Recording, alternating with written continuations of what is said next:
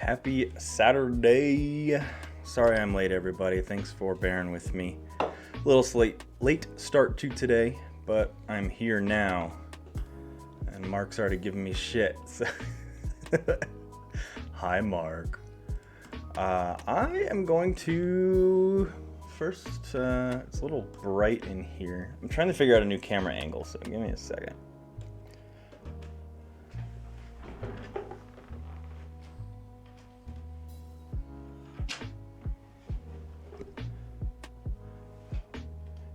That was not bad. I like that. Let's do that one. A little less light coming.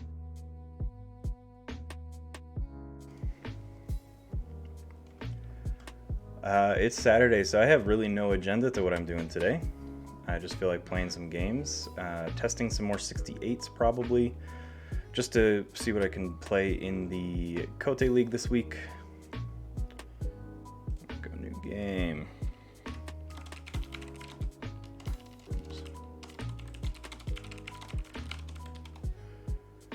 Meet spectators. Boom. I've been enjoying the dock that meddles with court. Actually, I wanted to get more testing out of Infiltrator Paraswarm. I know what the other decks do. I'm still trying to figure out what this one does and how comfortable I am with it.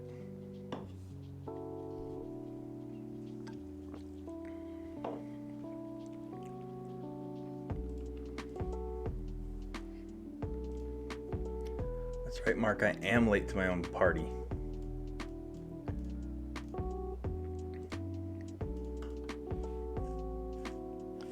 I should just also Irish goodbye the the stream at one point. I could say that because I am Irish. Just walk off camera, don't say goodbye, don't sign off, don't put the stream ending, just disappear. Where'd he go? I don't know, is stream done?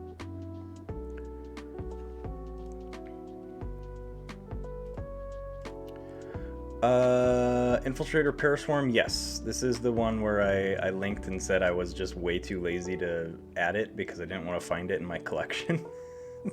Since it's a mass mutation, it has a couple enhancements.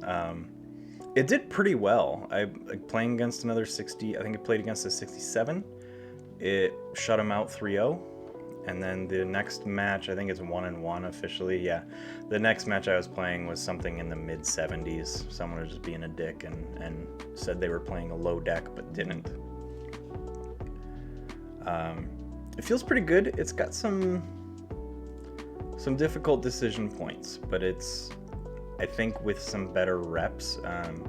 Just the shadows alone. I've got 3 Gamgees, Borrow, Bone Rot Venom, One Last Job, Rad Penny, Reckless Rizzo, Opportunist, and Vandalize. I mean, it's just the best cards from Mass Mutation for Shadows, minus TMDP, but a really good Shadows list.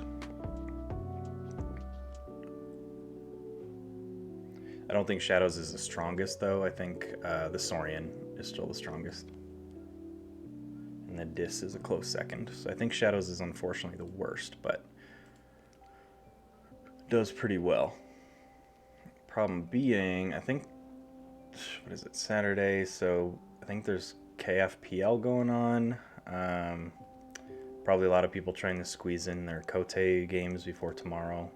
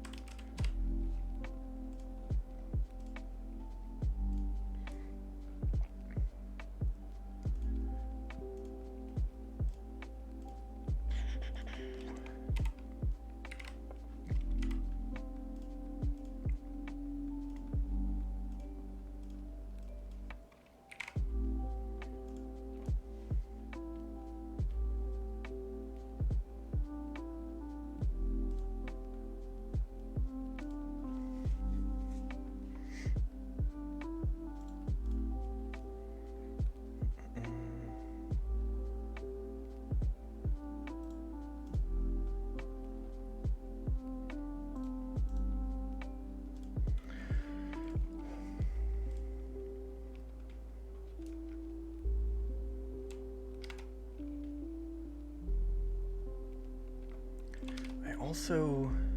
Oh.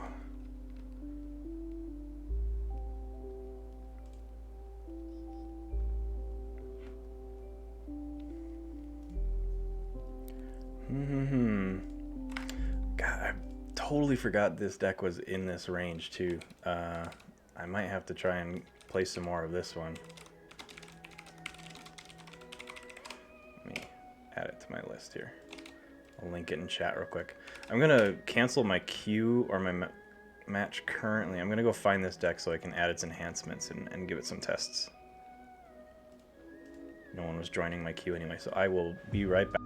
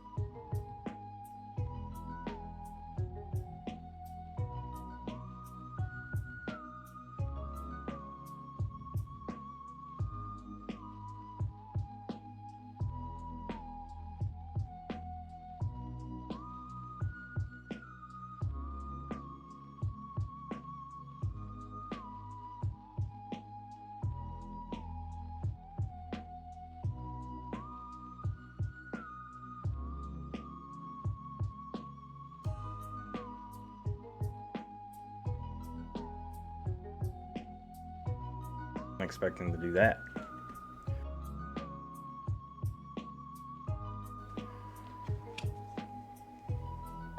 I'm gonna pop this up just so people can't do the enhancements yet.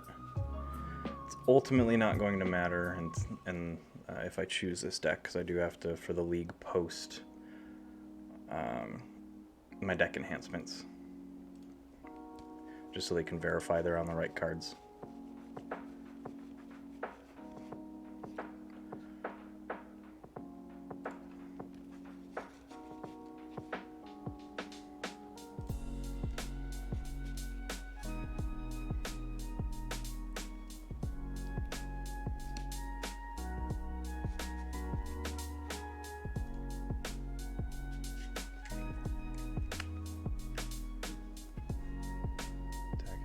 Save. There we go.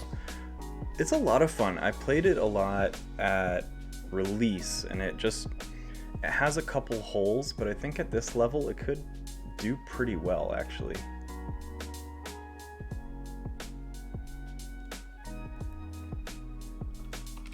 Oops, I don't want to post the deck list.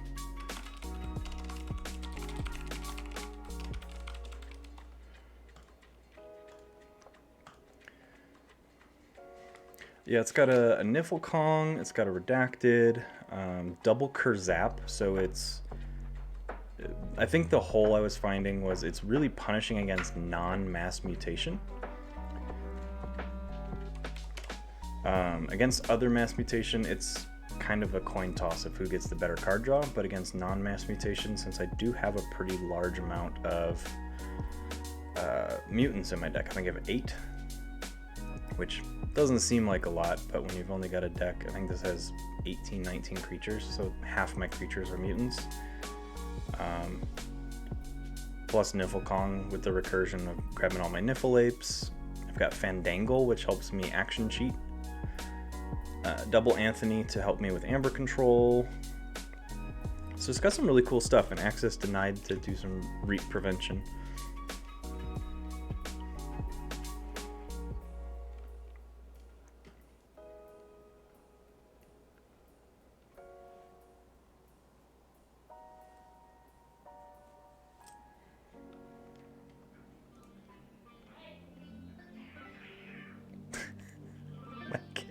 God damn it.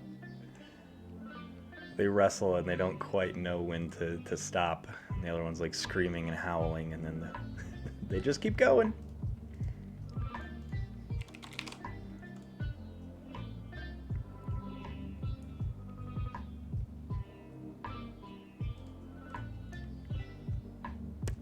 Wow, this is trash.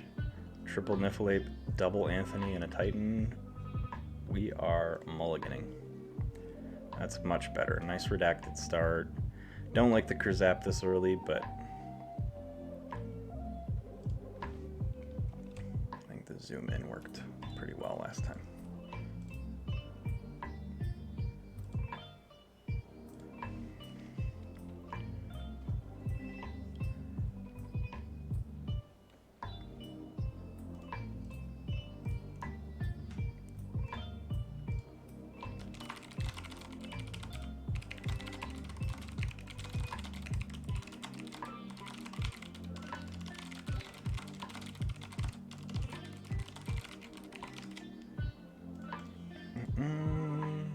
Question is, do they have artifact hate?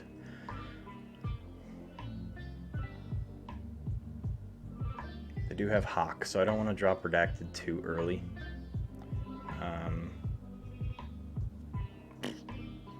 Let's just go untamed. Try and fish out some hate or some bounce or anything like that.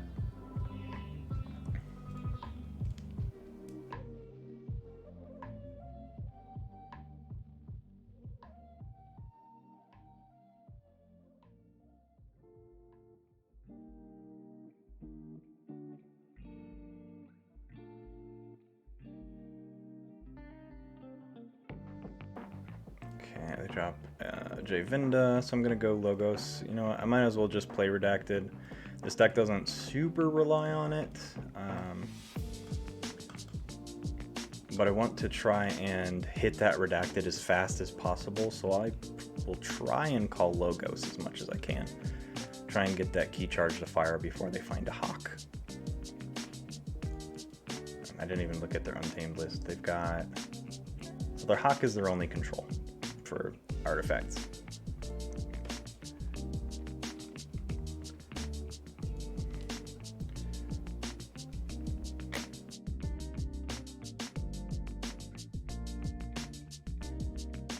Logos, Reap with Smoko, Reap with Bot Bookton. Oh, okay. Wild Spirit. Let's go and put that in Smoko, I guess. Even Ivan. Mutant, mutant, mutant. No mutants. I'm fine getting rid of that stuff. Let's play Krzap, clear the board. Gives me a little bit of security on keeping my creatures on the board because they don't have anything they can fight with. So it makes more plausible for me to call Logos and keep ticking away at this redacted.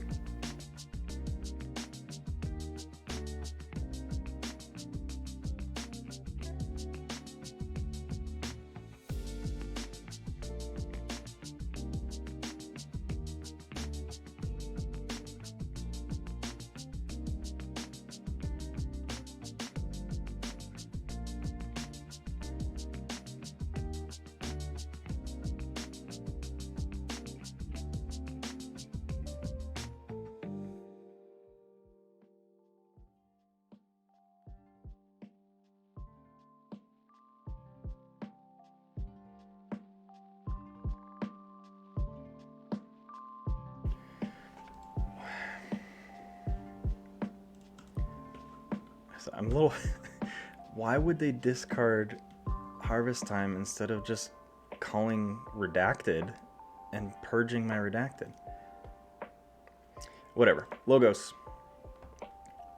Let's go Eclectic Inquiry. Archiving and access denied and an auto encoder. Let's Reap a Smoko, capture Amber. Let's even Ivan to steal a card. Let's Reap with Bot Bookton to play Torado to the right, which gives me a card draw. Check at 7.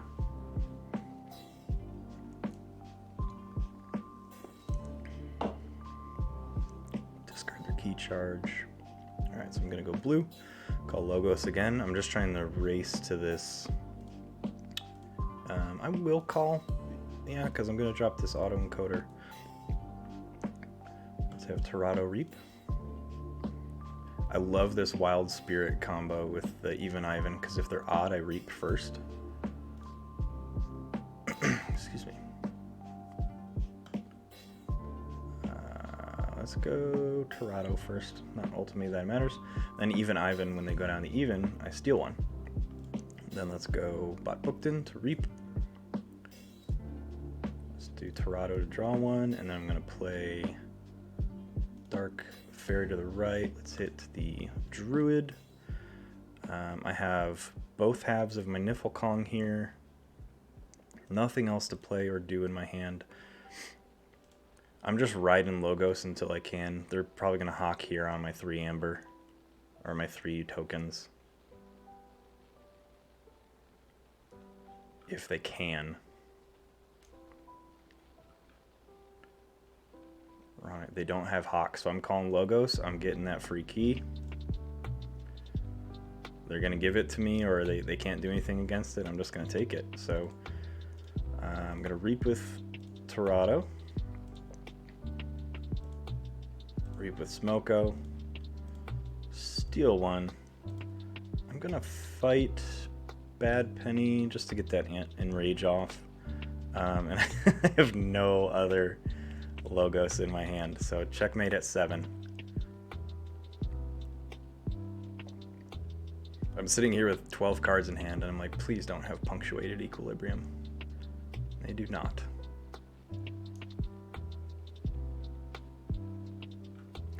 Well, I really like this deck now. I mean, this is just one deck so far, but I think this warrants further testing. They have Infernus, so they are, excuse me, they are going to be able to pull me off a key because they're going to hit Wild Spirit and Inquiry here.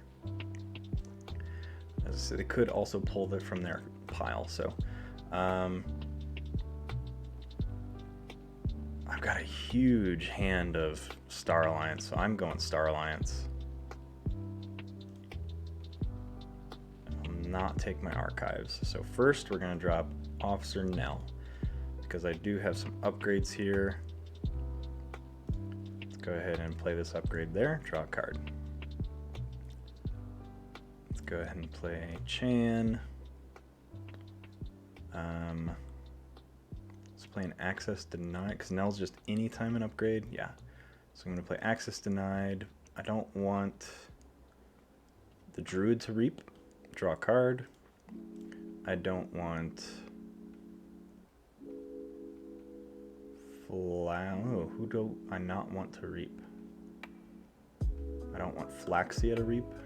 Draw a card. Any mutants? I don't think they have any mutants. Nope.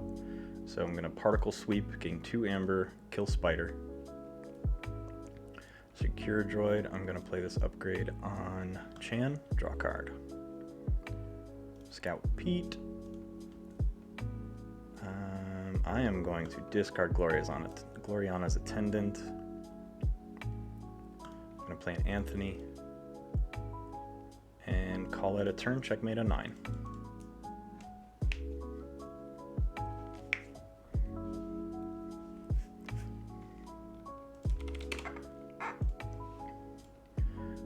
Man, that was brutal. Sorry. Sorry. It looked like they typed something else at the end there, or tried to do something, so oops.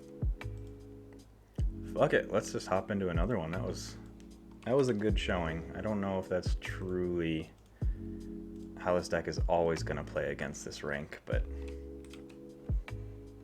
that match seemed promising at least.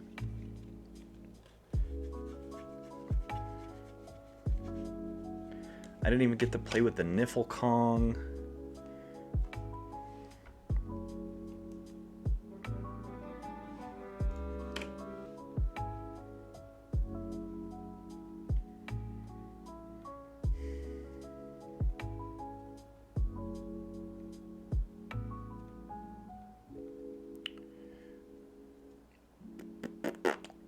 I'm gonna hope that they picked a 68. I'm gonna check because I need to really test.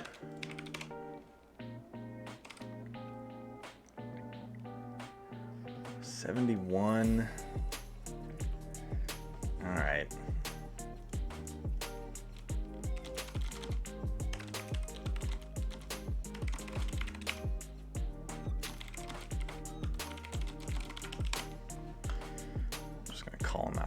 Bullshit.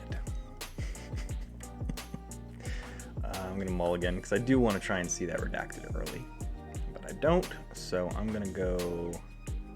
Ooh, Star Alliance, drop Scout Pete. Lost in the Woods. I'm gonna keep it.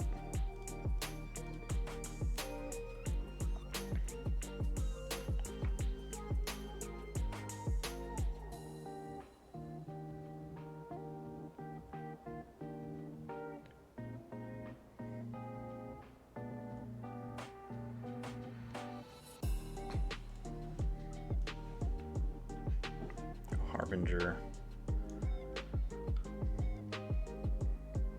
Got double Exhume, double Inspector, and an Infernus with a Scullion. And they have the Anomaly of Nizak. Excuse me. Well, I don't want to deal with any of this, so I'm going to go Untamed. Let's go the Dark. Ooh, actually. Sorry, I'm doing this wrong.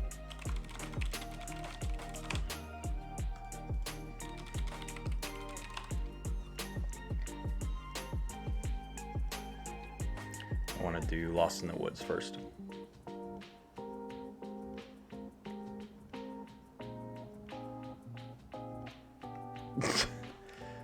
Yeah.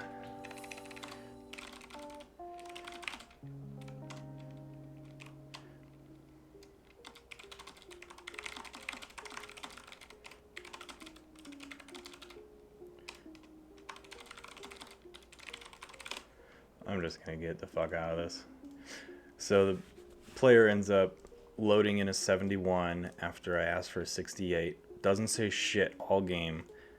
We're in a casual queue, and then denies my manual because I played the wrong card first. So, want nothing to do with that match. Oops, forgot to change the game name. Just, there's no reason to be cruel in a casual queue.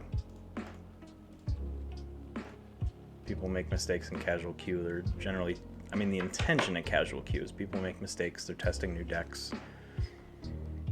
As long as someone explains to me, I guess this is how I approach it. As long as someone explains to me how or what they're intending to do with manual mode, then I'm generally going to allow it.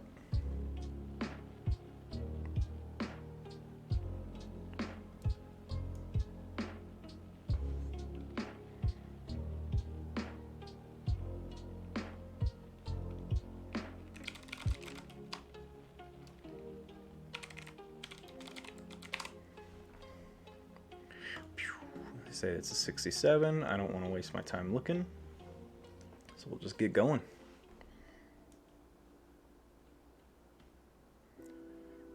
That is Russian, I believe. Ooh, we're going Gigantic versus Gigantic. Gravitron versus Niflkong. I don't like the starting hand though, so I'm gonna mulligan. It's okay. Oh, there goes my self-stir. So I'm going to, let's go Untamed, drop a Niffle Ape, and then put Wild Spirit on it.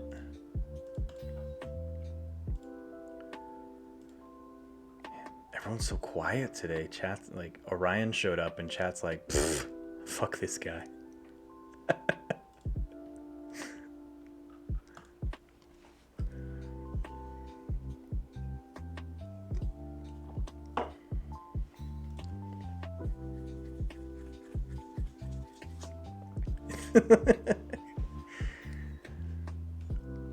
It's not your personality, or what's the saying? We're not saying it's your personality, but we're not saying it's not your personality. I'm gonna go Untamed. Let's Lost in the Woods. Bounce these guys. Drop Fandangle. I'm at 4. So as long as they don't mess with my Amber, my creatures come in ready. Non-untamed creatures come in ready.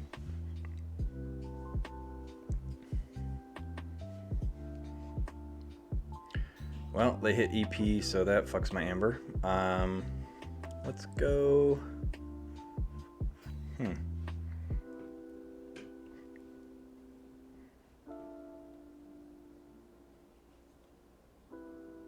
gonna go logo, so let's get that autoencoder out and then a bot booked in.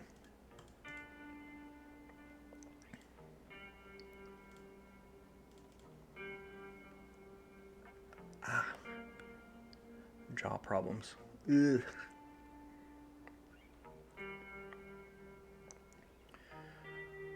So they discarded half their Gravitron. I have half my Niffle Kong.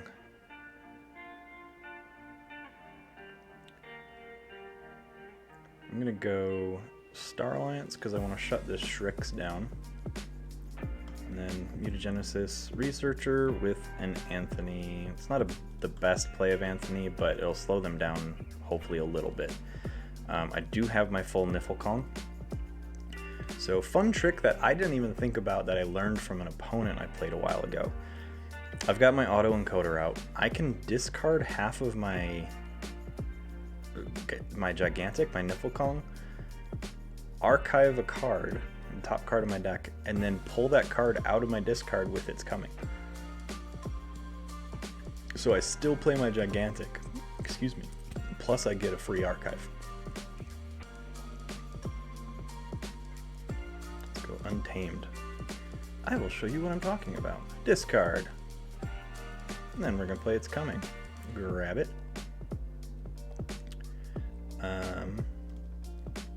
I think he pulls from discard, right? Deck and discard. So I'm going to discard my Niffle Ape, get another archive. Oh, which is a Niffle Ape. That's the worst. Dark Fairy. Let's ping a damage. There on Faust, I guess. Let's play Niffle Kong. Grab these two apes because one of my apes is stuck in my archives.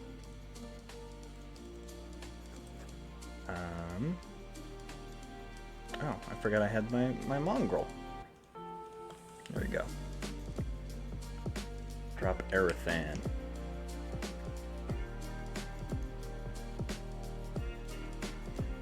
Wish that Niffle Ape didn't go into the archives, but that's the risk you play.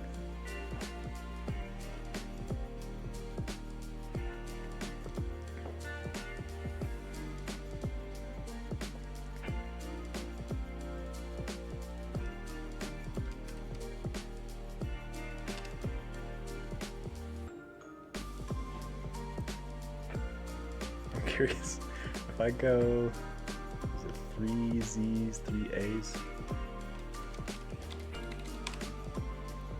I was curious if it would pull it up like that. Yep, only card that has 3 Z's in the name. They are going Logos. They're probably going to drop their Gigantic here, their Ultra Gravitron. That's my thought, why they would go Logos instead of what's on the board. No, they play a Krzap. That nukes all my Niffle Apes, so that turns off the Fight Reap effect, unless Niffle Kong kills himself. And I don't have anything like Resurgence or Regrowth in this deck, so doing that was a good play. Next level shit. And hiding a Gravitron behind a Titan Guardian feels pretty good. So I might have to also play Krzap. Yeah, I'm very glad I archived that ape. I really need to get rid of that Gravitron though, so I need to go Logos, unfortunately. And no to the archives. Let's play my Krzap. And drop a Smoko, and then I'm going to discard Krzap and get another archive for a Munchling. Sometimes things just work out, right, Kelly? Now I've got that Niffle Ape just hanging out there.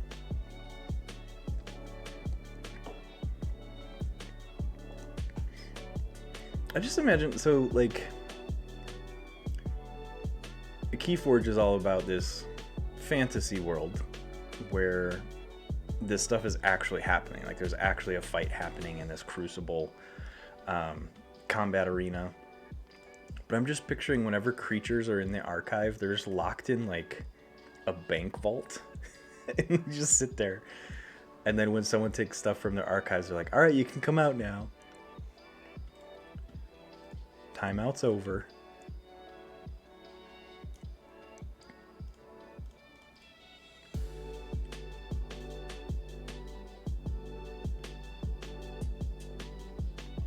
Curse of Vanity. I'm kind of tempted now to see if this actually is a 67. I don't doubt them. It's been a close match so far. But I'm just curious for my own interest where it ranks. Yeah, it's a 67. EA for people being honest.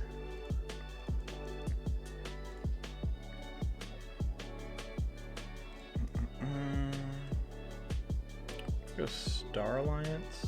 Take my archives. Let's drop Nell.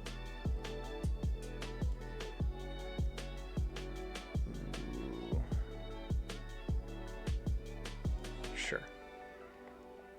Then let's play that right there. Draw a card for that. Nice. Yeah, the deck is a giant Pokeball. I've been reading the Tales from the Crucible. And it's a really good read. It's very light reading. It's not at all heavy, and it's broken up in really nice bite-sized chapters. So it's been fun just reading that. No mutants. Actually, I could kill Cut Purse. I could kill Shrix. I want to kill Cut Purse. I'm going to drop Chan. Reap. And then let's play Anthony to the left. Check on 7.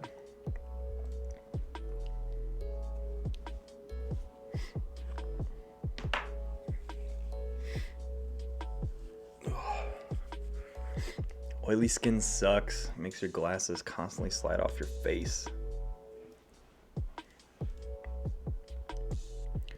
Decent logos. I've not seen. Is my redacted still? Yeah, my redacted is bottom of my deck here, which that's super fun. Would have been great because they have no artifact control. They've got Nexus, but Nexus can't do anything to persistent effects. So would have loved to see that redacted much earlier.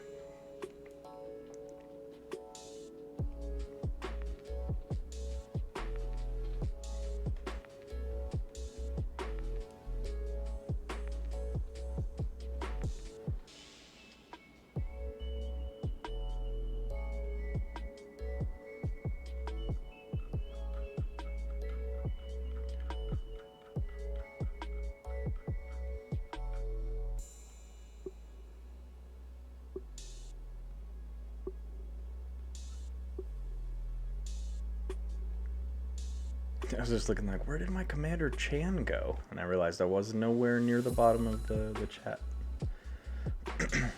Okay. So that's fun that I lost my Professor Tirado right there. Super fun.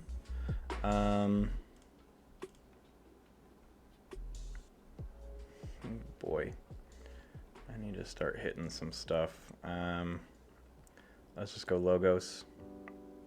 Take my archives. Let's drop the Titan Engineer. Reap with Smoko. Let's go.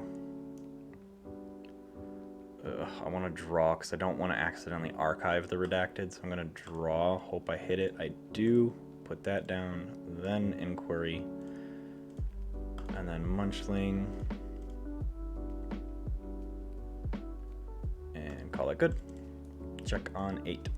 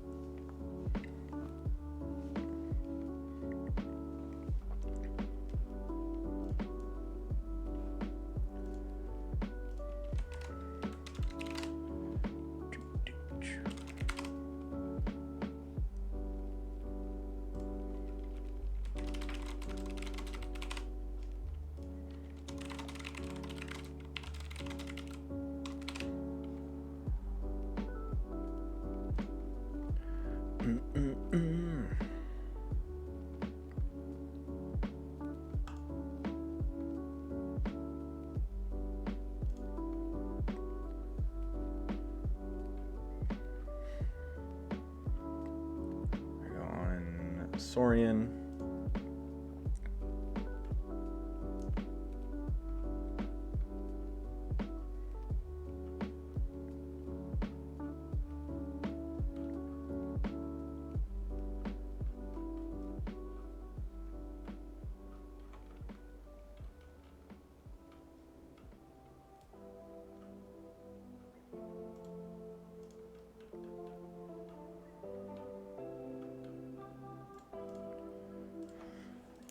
Okay. Woof. Let's go Untamed. No to my archives. Excuse me. I do have more Niffleape, so that's nice. I'm gonna play Niffleape. Play Niffleape. Play Glorious Attendant. Just trying to keep this Titan Engineer not on a flank. I'm going to Reap.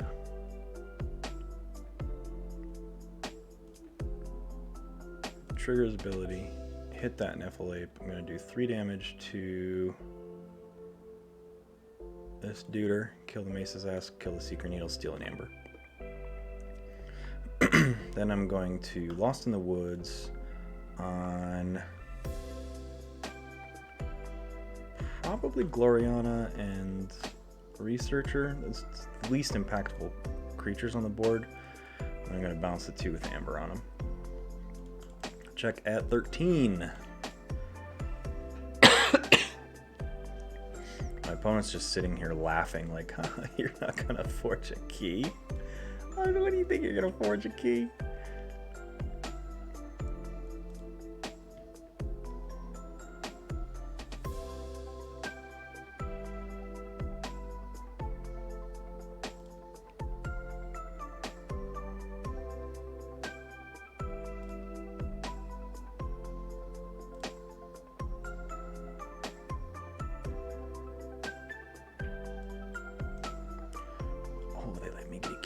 Let's go blue. They got rid of my Niffleape. Standardized testing. So Nell is still out. So I'm going to go Star Alliance. I'm going to play Secura Droid. Ooh, actually, I will take my archives. Let's go Secura Droid as an upgrade on the Engineer. Capture an Amber on Nell. I'm going to play the upgrade on Smoko, just to give him elusive. Draw another card. Let's play Access Denied on one of the bot Booktons. Scout Pete's gonna go to the right. Mutant, not mutant. I'm gonna discard Kurzap and then Mutagenesis Researcher and then Reap.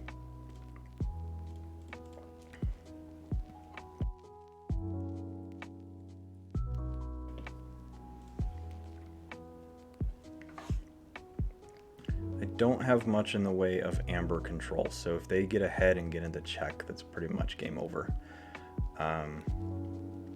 They have a fairly good chance of doing that right now. So Grimlockus is probably going to kill my Smoko here.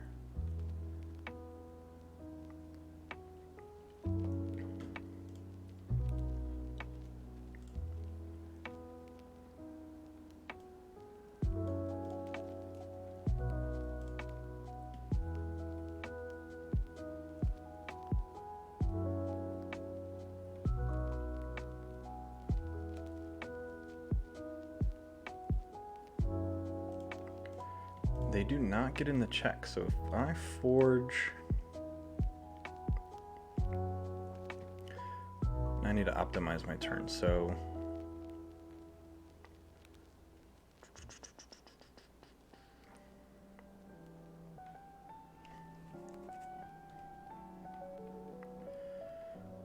let's go Untamed. Let's pop a Wild Spirit on my Niffleape, have the Niffleape Reap and capture 1.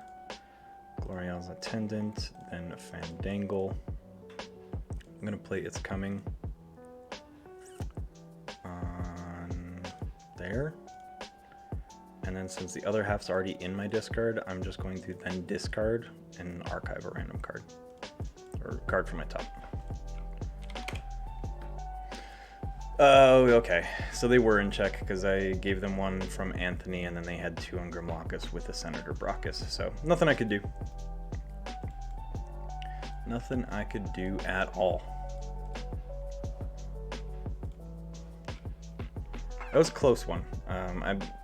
Problem with that deck is I think I stopped playing it because it didn't have a lot of Amber control, which that was the problem in that game, and not seeing redacted early. But I'm gonna step away for a minute. I'm sorry, I'm having some stomach issues today, so I'm gonna step away for a couple minutes. I will be right back.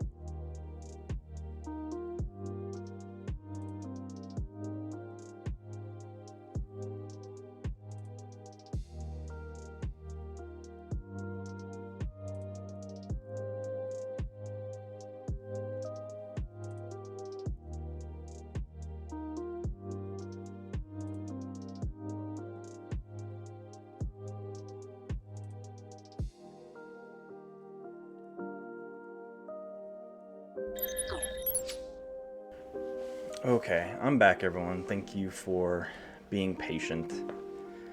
I'm good. Just sometimes I've got a sensitive stomach when it comes to some foods, so sometimes if I eat something that my stomach does not agree with, it yells at me for an entire day. So that's probably what's going on. But don't want to overshare.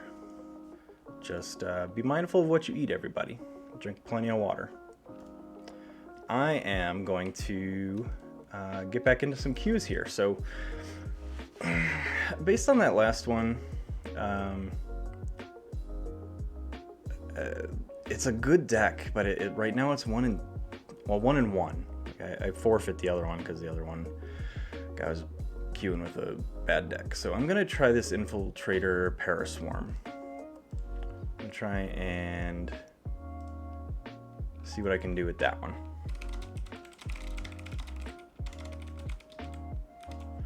Because this one, I'm gonna pull up the deck list while I wait for an opponent. So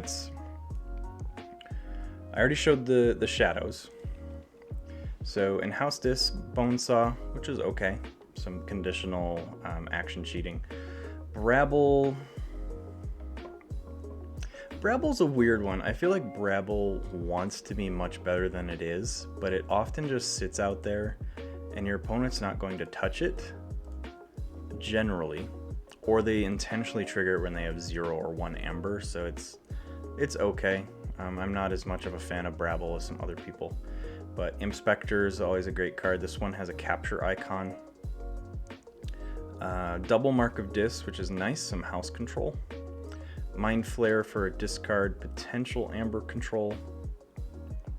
Obsidian Forge is tons of fun. I love this deck. Really wants to just flood the board with creatures and then third key hit Obsidian Forge. Red Hot Armor is a great counter for Saurian and Sanctum because this list can't truly handle a large body opponent.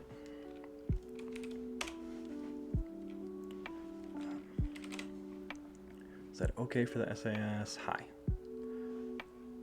Cool. So I'll just keep talking about the list while we're in game here. So other big things in Dis are just really just that house control.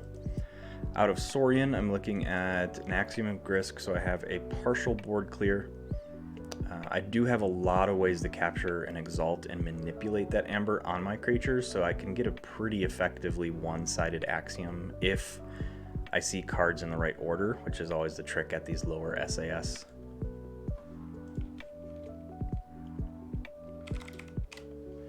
My opponent's playing a 58. Okay. That works. That is definitely below 68. They have no amber. I'll just start with Brabble. Sits on the board, great. If not, not a big loss.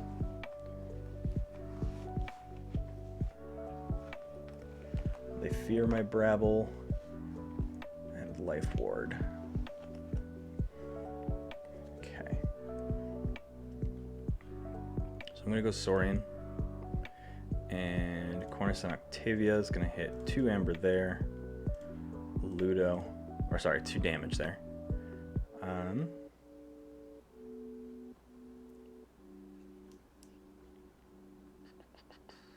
going to discard Shrix. I'm going to play Blast from the Past to exalt Cornison, Archive Shrix, and do 3 damage there. That way, if they fight anything with Overlord, they'll die. I don't want Overlord to take control of any of my creatures.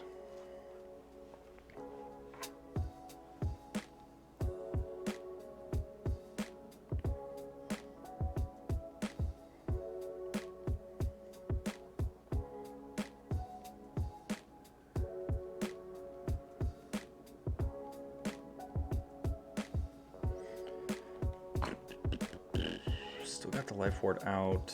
I think this is a good time for shadows. So let's go No to the Archives, Rad Penny to steal 1. Reckless Rizzo is going to come in and nuke Rad Penny to shuffle her back in. And then Gamgee.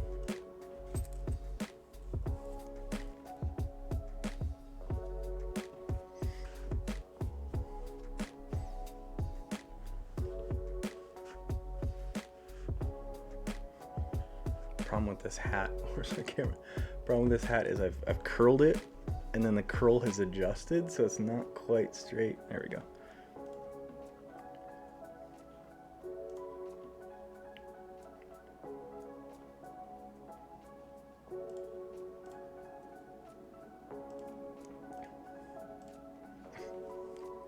So I'm probably going to be making an official poll, not an official poll, but a poll on my Facebook page and Twitter.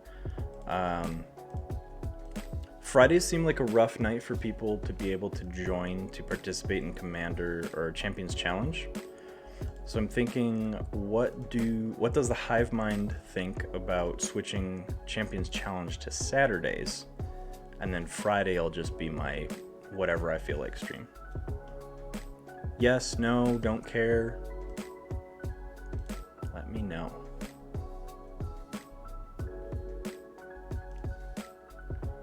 I'm gonna go Dis, Obsidian Forge. Let's go Red Hot Armor. It's gonna do some damage over there. Brabble. And then Stirring Grave to Archive Rizzo. Alright, we've got one vote for sounds good. I wish I knew how to do polls better. Let me just fuck around on the background here and make a Twitch poll. Let's just figure this out while I'm on stream.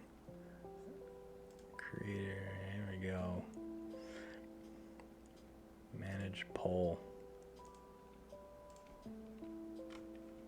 Ooh, they played a Hysteria followed by the Life Ward pop. That was a good one. So... can't do anything? Man, okay. In the interest of making this not a total waste, let's go Saurian. No to my archives and play Legion's March. End turn.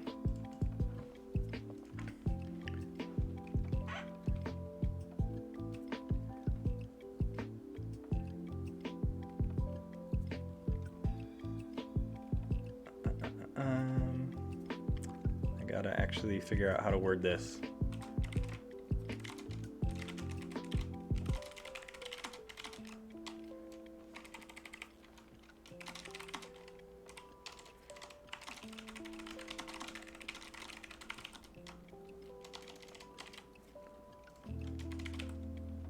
Yes. No.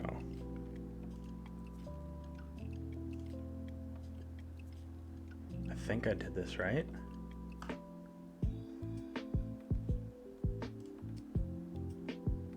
I don't know how that's gonna look at all right now. I have a poll going. I don't know what it looks like on everyone's end, but you should be able to see my poll. It's just, should I move Champions Challenge to Saturdays? Yes or no?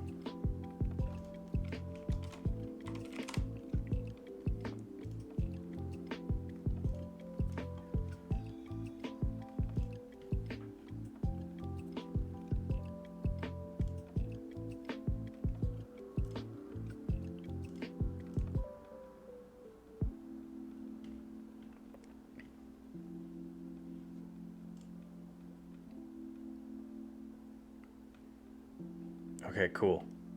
I just saw that someone voted, so it's working. Perfect. So yeah, in the chat there should be at the very top a little drop-down menu that says current poll.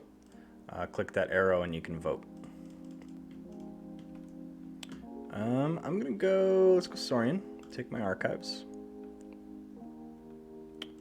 Gladiodontus. Let's go Lycosaurus to the left. Let's go and use it and, oops.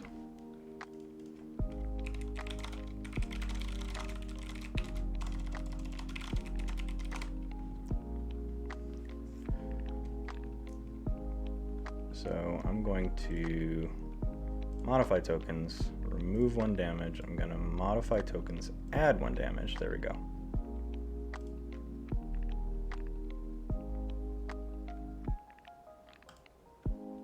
And then I'm going to do that.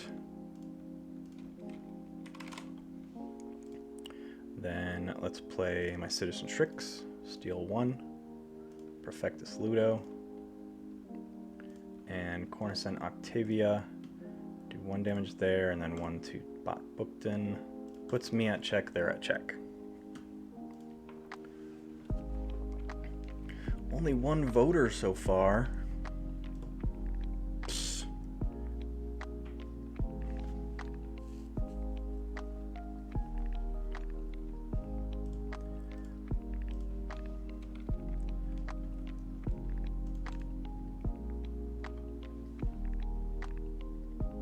I think out of the interest of just, I've been toying around with the idea for a little bit, but I wanted to give Champions Challenge about a month. So 4 full streams to see how many people participate. And I've gotten a decent amount of participation, but I think I'd get even more if I move Champions Challenge to Saturdays. But I don't have a preference either way. I mean, I'm streaming either way, so it doesn't exactly matter what I do on the stream each day. So that's why I'm leaving the choice up to all the viewers. Because then if it's in midday on Saturday, my thought is more people are going to be available. They're not potentially rushing home from work or doing homework or spending time with family and kids. So weeknights seem like they're a little rough for participatory streams. Well, that board of theirs just got nasty pretty quick. So I'm going to forge the blue key. Let's go Saurian. Remove the stun. Skirmish on this guy. So I'm going to fight there. I'm going to reap there, reap here, and reap there.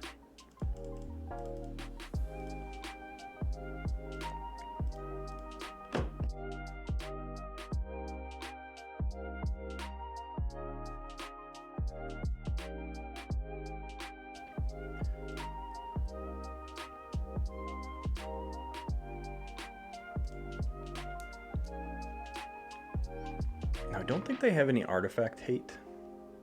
I'd be really, I mean, they have remote access, so they could use it.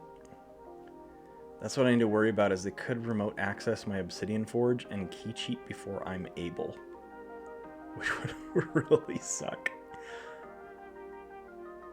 Oh, that would really suck.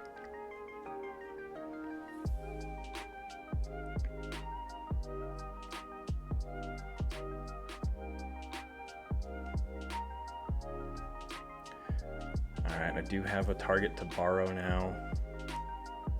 I wasn't really holding out on it because they've got...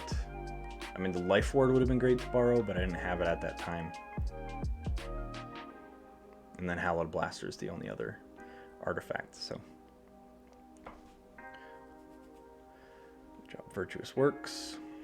And capture 1.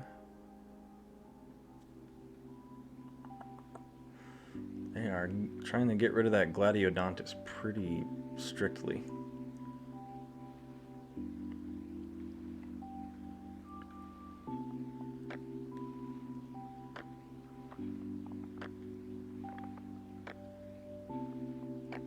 Man, that was just a fight-heavy turn.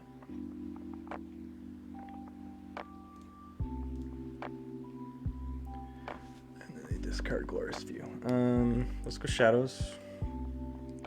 Let's borrow that Hallowed Blaster.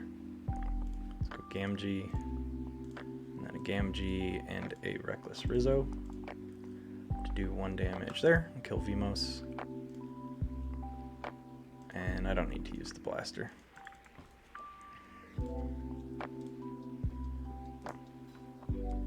So with the Obsidian Forge, I'm looking at 12 cost to use it, so I'd have 11, 10, 9, 8, 7, 6, 5, 4.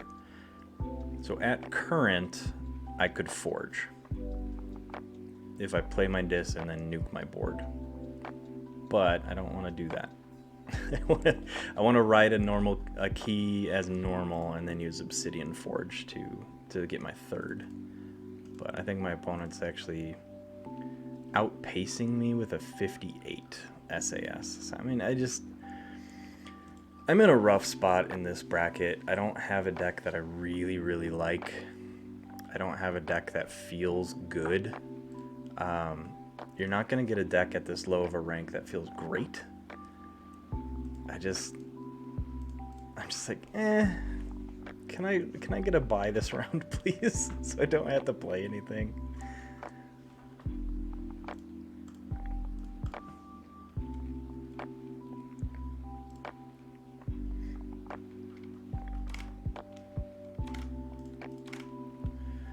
What else do I have?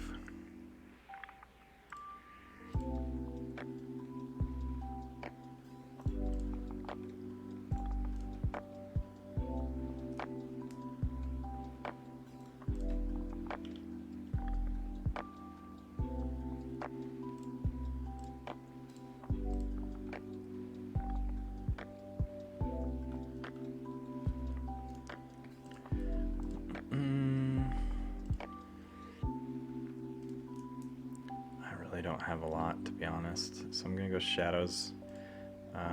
Reap, let's Vandalize. Let's get rid of that Fear. Let's put that Glorious Few on top. Cut Purse, and that's it. Check on 6. So gonna be at 12. So I'm like 2 or 3 turns away from being able to Obsidian Forge.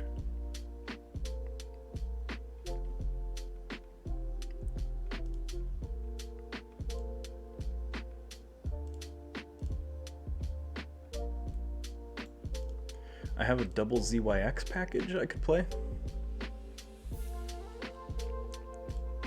Yeah, and see, like, I got stomped last round, so I don't want to carry that one forward, but I don't have any good options. So I'm just sitting here like, what do I do? What do I pick? With the Gamgees at most, I can pull them down to 6. Saurian, I can capture 2. It's Curse of Vanity. Put on a Toxin, I guess. And Sagittarius Gaze on. It's gonna be easiest right there. So check on 7.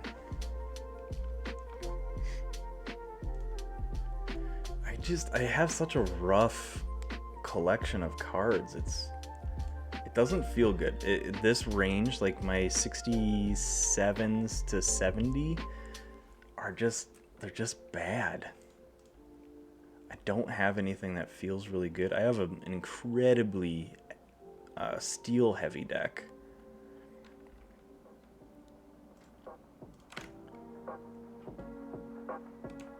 Let's see. Yeah, it's got 24 as my steel. let me put that up.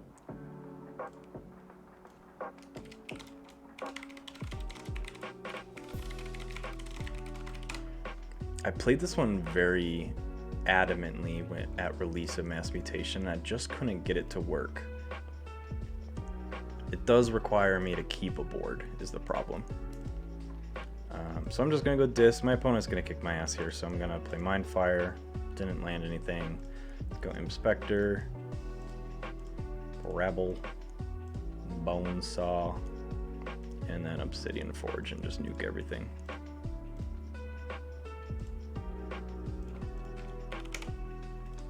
Boom.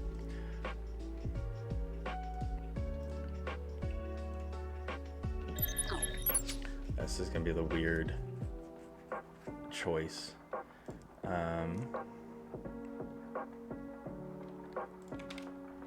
Fuck it. I'm gonna go grab this deck and load these enhancements in. I'm gonna try this deck again. I think it could be pretty brutal at this range, especially with its amber control. So I'm gonna see what I can do with it.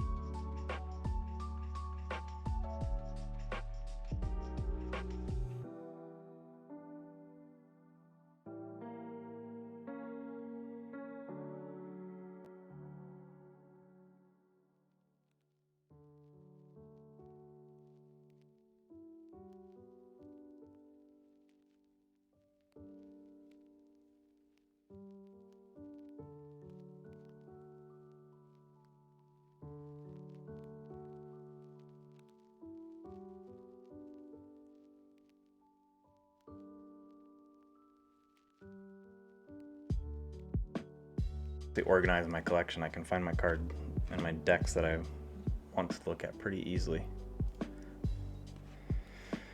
Run through the enhancements here real quick.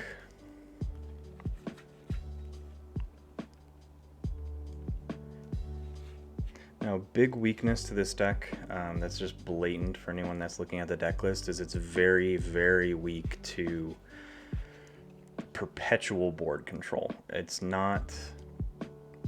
able to rebuild fairly well, but a lot of my amber control is through capture. So anything that's able to bounce or clear boards routinely is going to have the upper hand.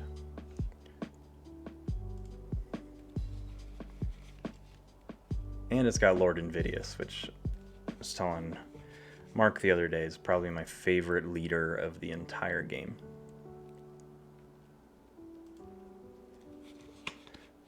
And Cornison gets damage. All right.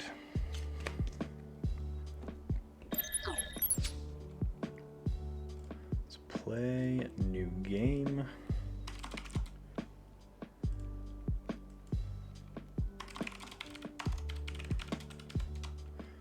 Type that weird.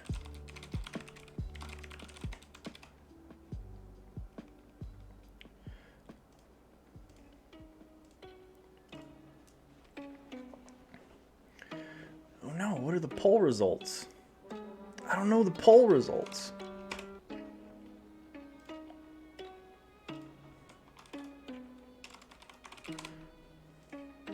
And then my other option is an old school Coda deck. Heavy control. Eurostar Ripper that uses Uxlix the Zookeeper and 3 Squawkers in combination with Ether Spider and Keyhammer with a Lash of Broken Dreams. So it's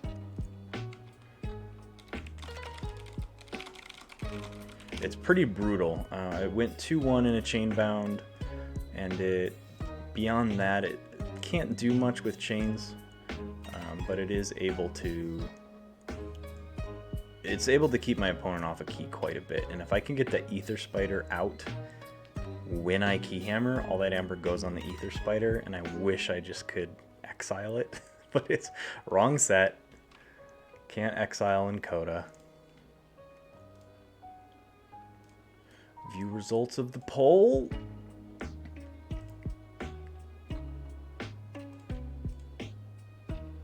Well, that's pretty easy. 3 votes for yes, 0 for no. All right.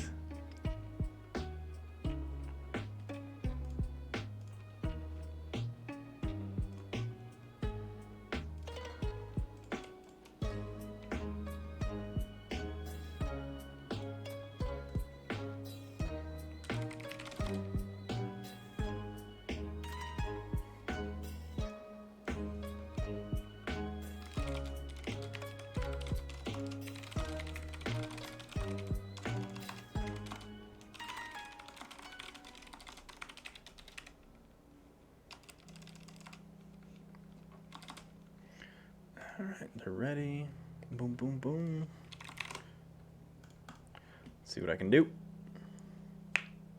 I love that this also has 3 of the monuments, the special monuments in Saurian. That is a gross dis list, and I wish it was later in the game. I have to mulligan it.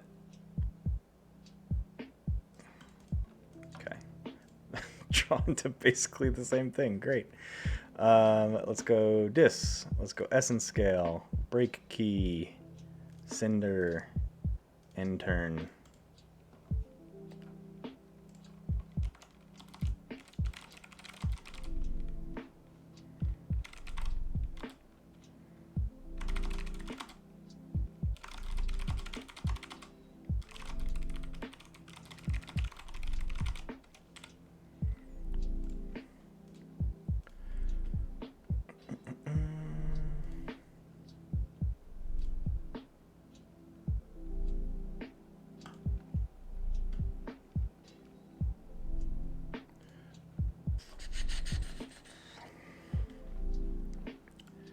Still no amber on that side. Sure, so let's go shadows. Let's drop a bone rot on Headhunter. And then I'm gonna play Mug to do bonus icon damage to Headhunter. And then do 2 more to smash. Sure. Why not?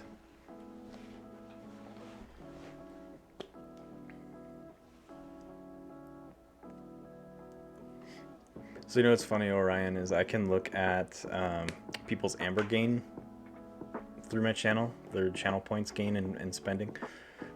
Do you even want to know how much amber you've lost on the slots game? Or do you want to take a guess? Should the whole channel try and guess to see how much amber you've spent on the slots? There you go. Well, now add 300 to that total.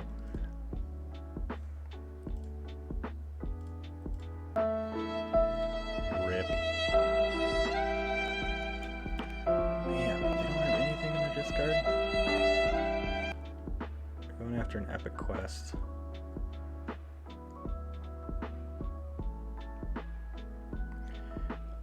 With 300, and I'm pulling it from memory, but before that 300, so you've spent almost 3,500 points on slots and you've not won yet.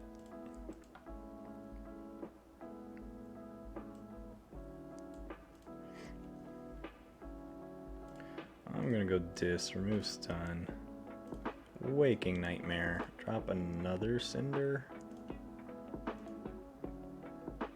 and end turn. I'm looking in the background for some other fun chat games that aren't built into my stream software or through Twitch. So I'm looking at some bots to add some more fun games that are more, not necessarily more reliable, but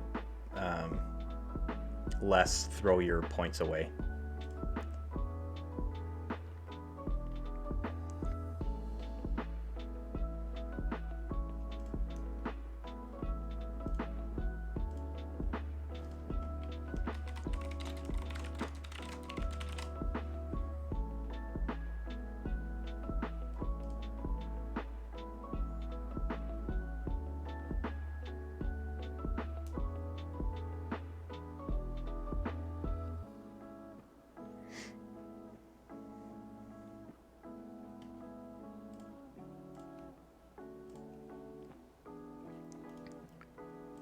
Playing almost exclusively out of Brobnar right now.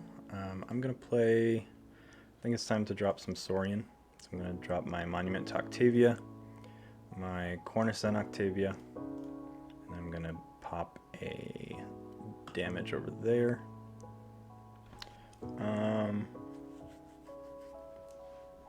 don't really care about playing my Axiom right now, so I'm just going to hold it. I don't need to control that board. I'm waiting until, if they can make this epic quest fire, they're going to have probably a pretty decently sized board after that, so I want to save that to hit them once they drop a big Sanctum board. But I do have a Lord Invidious now, and they do have some cards in their discard, so being able to hit those with Infernus is nice.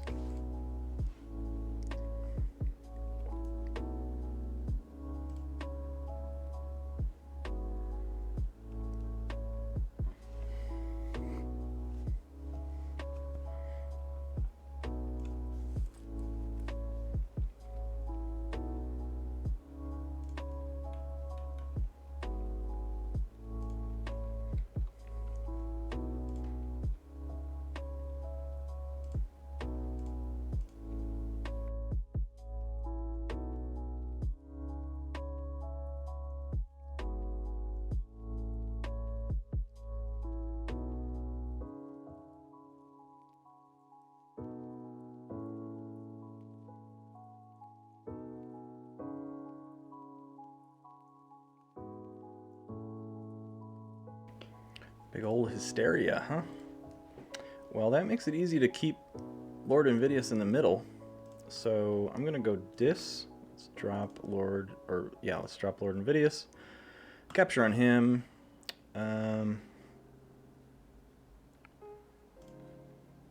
Ooh, let's play a Cinder on the left. Let's play a Cinder on the right. Let's play a Brabble on the right and a Infernus on the left. And I'm going to use my opponent's discard. They don't have any Amber to lose, so I am just going to get rid of those Hysterias. Yeah, I don't like those Hysterias.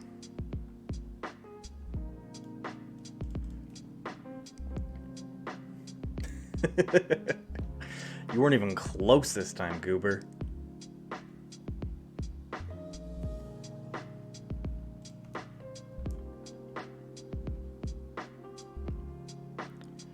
Well, I guess I'm just gonna pull Shadows. Bona thing is useless right now, so I'm gonna go Boss Zarek. And then Shoulder Id to capture on Cinder, and then this Mutant Cut Purse and Bona thing. Trying to keep Lord Invidious in the center here for if they do play creatures. But now I've got a really nice board where I can just call Dis or Shadows and get half a key to almost a full key per turn.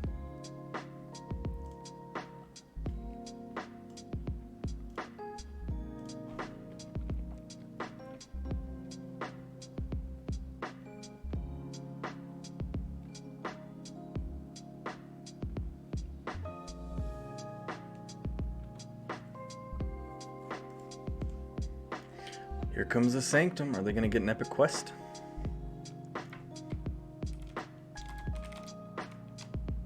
So there's 2 plays.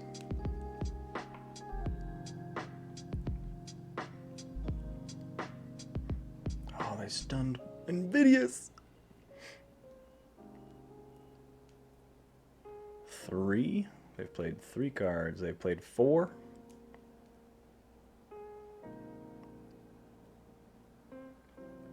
They've played 5.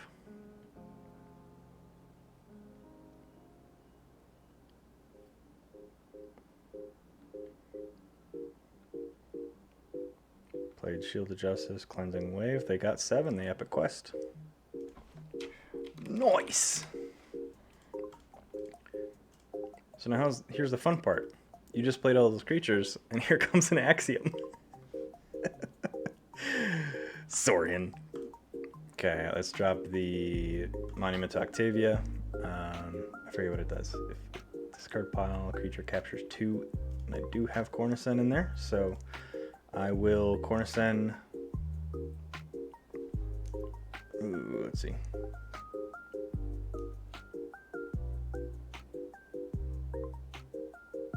What do I want to protect? That's the big question. So I'm gonna put Amber there. I'm going to play Faust the Great over there to protect themselves. Really jack up their key cost. I'm going to play Blast from the Past, capture on Infernus, Exalt Boss Zarek, hit Cornicen to then do 5 damage there. And then let's play Axiom. Let's ward Invidious. Now I'm going to ward Faust.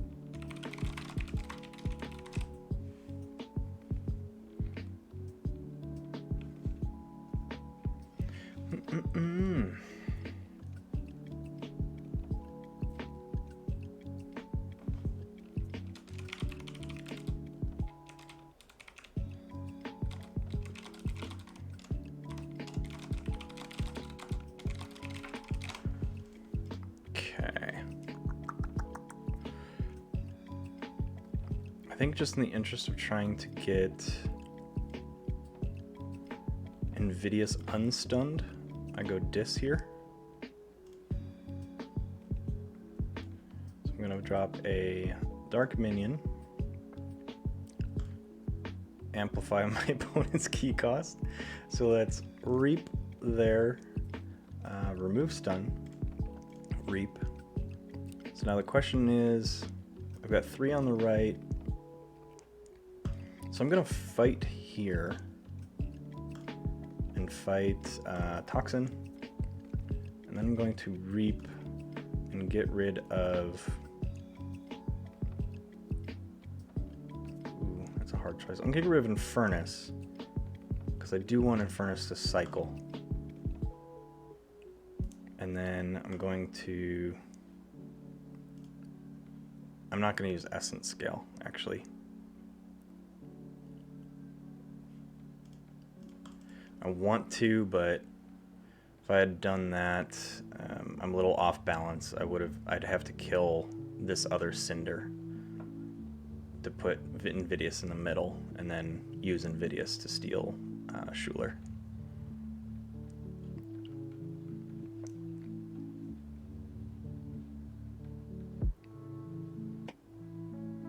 Well, there goes my Invidious. Okay. So they punched and cannoned. That's how they got him.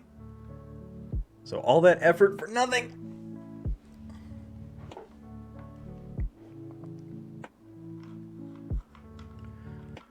Let's go Shadows. No to the Archives. Let's pop Opportunist on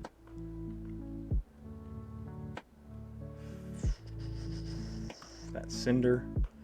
Let's pop another Boss Zarek. So everything that has Amber on it that's friendly has Elusive. So I'm going to play Bonething, steal 1, and a Nexus. And then Reap Reap. And hit the gas pedal.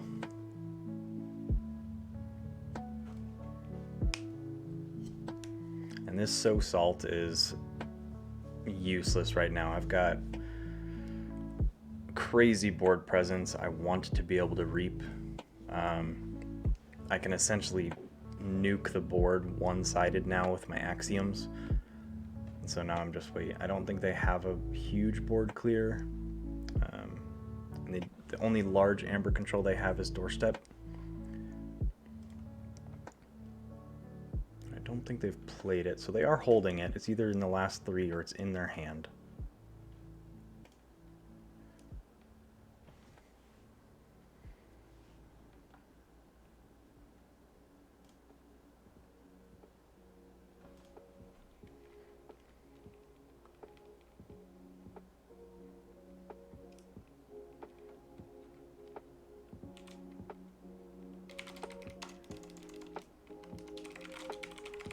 Yeah, there's the Doorstep I was waiting for.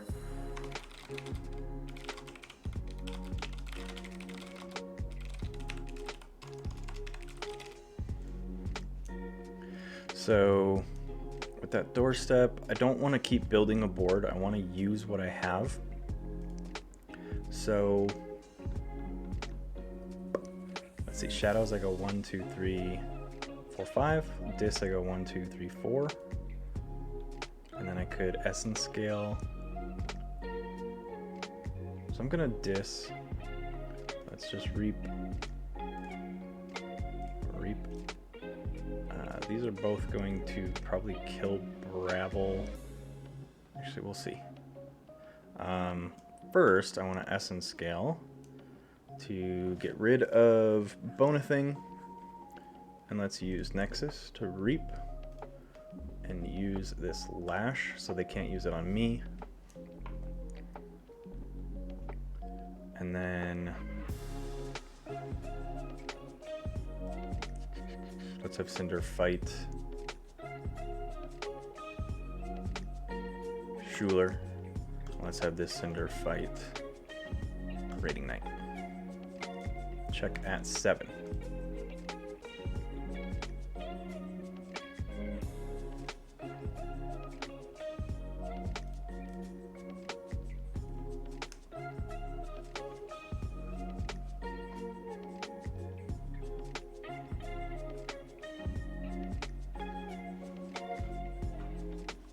feel like this is just a massive control deck. So anytime I can reap, I need to.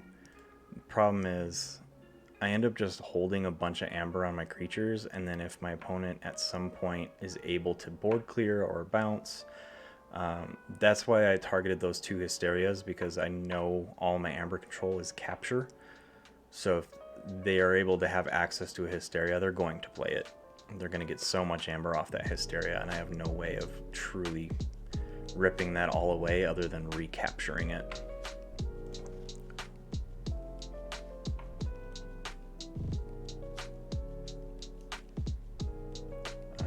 Blue key. I am going to play Saurian because I feel like I do need to control the board right now. So let's drop Monument to Faust. I think I only have 1 Faust in this deck. Correct. So I'm going to discard So Salt.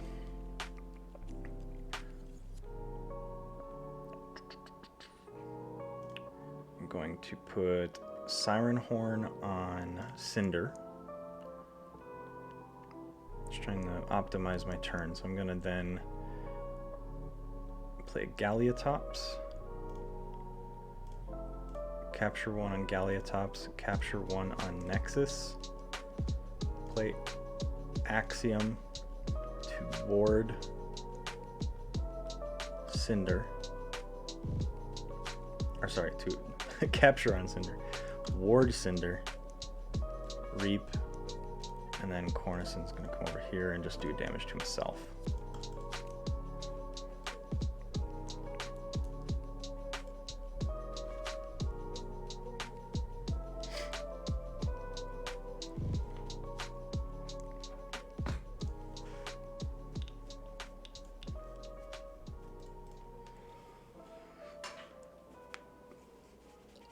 Oh, Jesus. Where did that all go? Pandemonium? Schuler, Dustin Shret, and Lash? That wasn't all my amber. What? Whatever. That's what I get for letting my hair down. I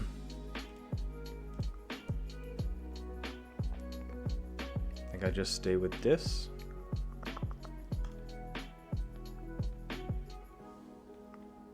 Let's drop an Anguish and another Anguish. Let's do damage to himself. Bump that key cost up. Let's reap and reap. And let's fight. Right there. Get a whole bunch of amber back from that. I'm gonna reap and nuke my Cornison.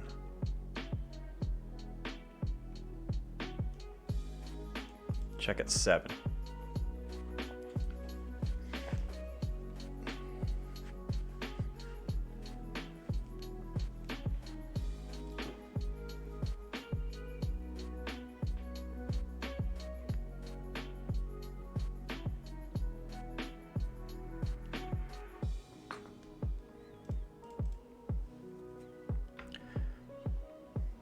I think any deck without any crazy board control is going to have a hard time dealing with the key cost increase of this deck.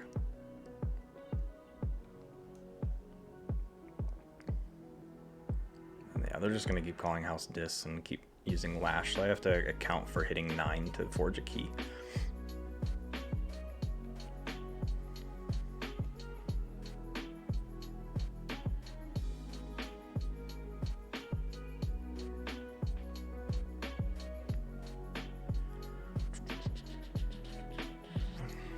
We go Saurian here.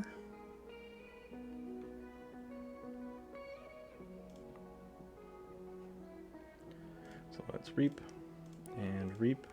Let's go Faust, make their key +1. It's Monument to Octavia, capture 1. Monument to Octavia, capture 1. Cornicen. Damage there. Increase their key cost again. Discard pile. I don't have anything in the discard pile. So let's go play. Capture an icon here. Exalt there. Check at 9. And their key cost is 17. Oh boy, this is a grindy game. I know if I pick this deck, I am absolutely going to be paired against someone who just has a fuckload of bounce and fight and board wipes, and it's going to be stupid.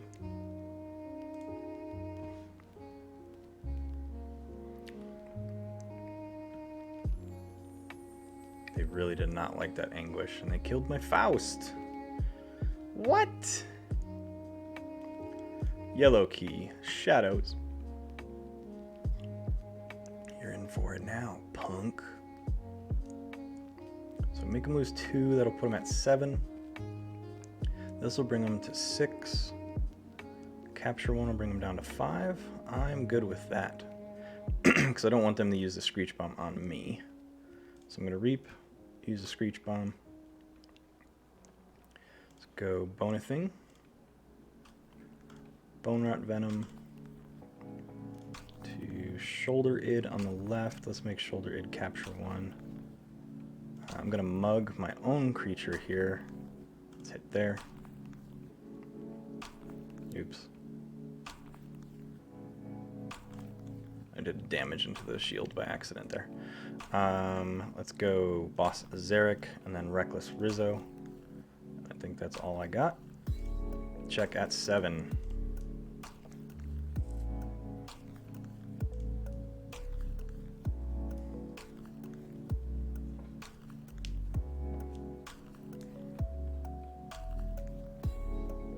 Schuler brings them back to 7. They do not have more keys than me. I just need to push game end.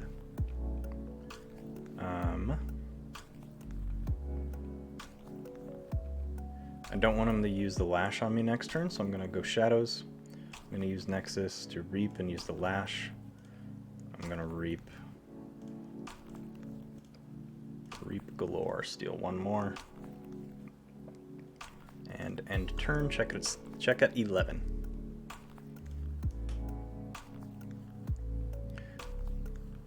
I'm okay with this deck. It's very, very slow. It's not like it just feels slow, it is slow. But if I'm able to get all this capture and keep dropping axioms and only make those axioms one-sided, I think that truly is where this deck is able to shine.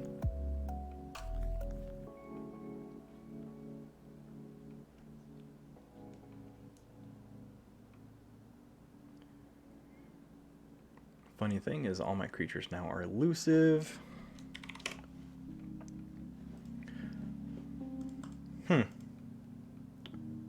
Interesting game. I don't know what to think about that match.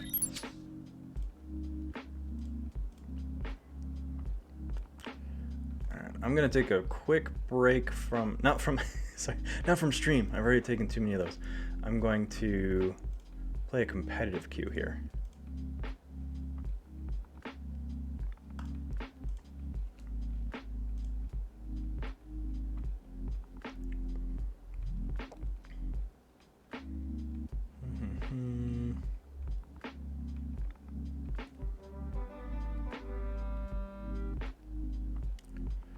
I play?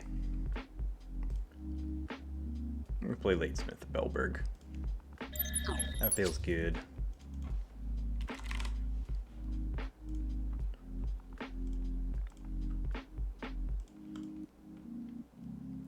I've got a Mass Mutation. What do they have? So, I mean, Mass Mutation by essence has no scaling amber control. They have Anthony, but that technically doesn't count as scaling amber control because it's just capture. Not a great start, honestly, so I'm gonna mulligan. And what is a good start, though, is starting with a Untamed Flaxia.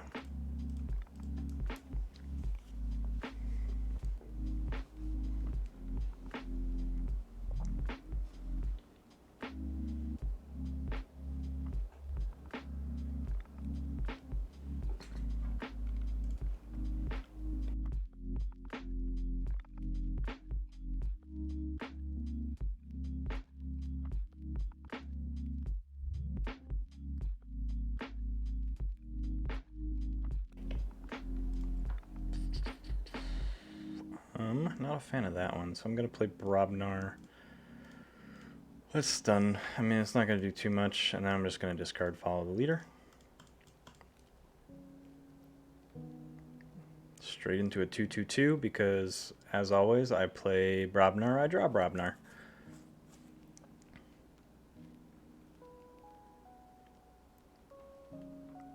Gungnir. Oh, I know that's Norse mythology. I'm trying to remember what Gungnir is. Google, my friend.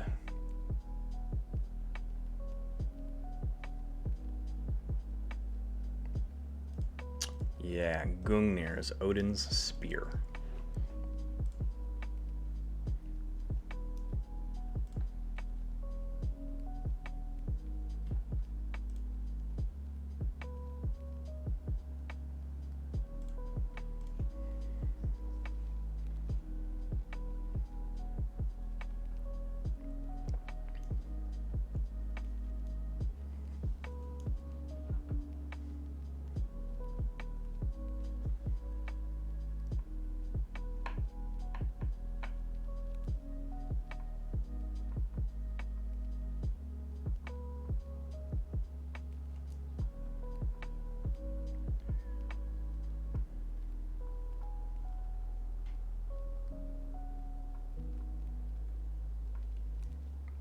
Double Hadron clips. Talk about a full hand of Star Alliance. They had no card draw there.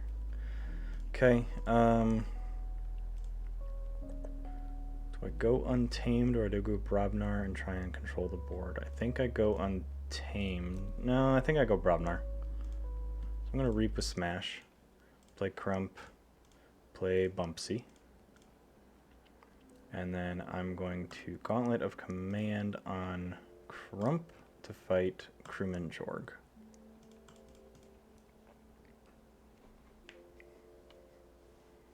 It looks like I'm being pushed into a Logos turn just to try and maximize the use of my Hunting Witch here.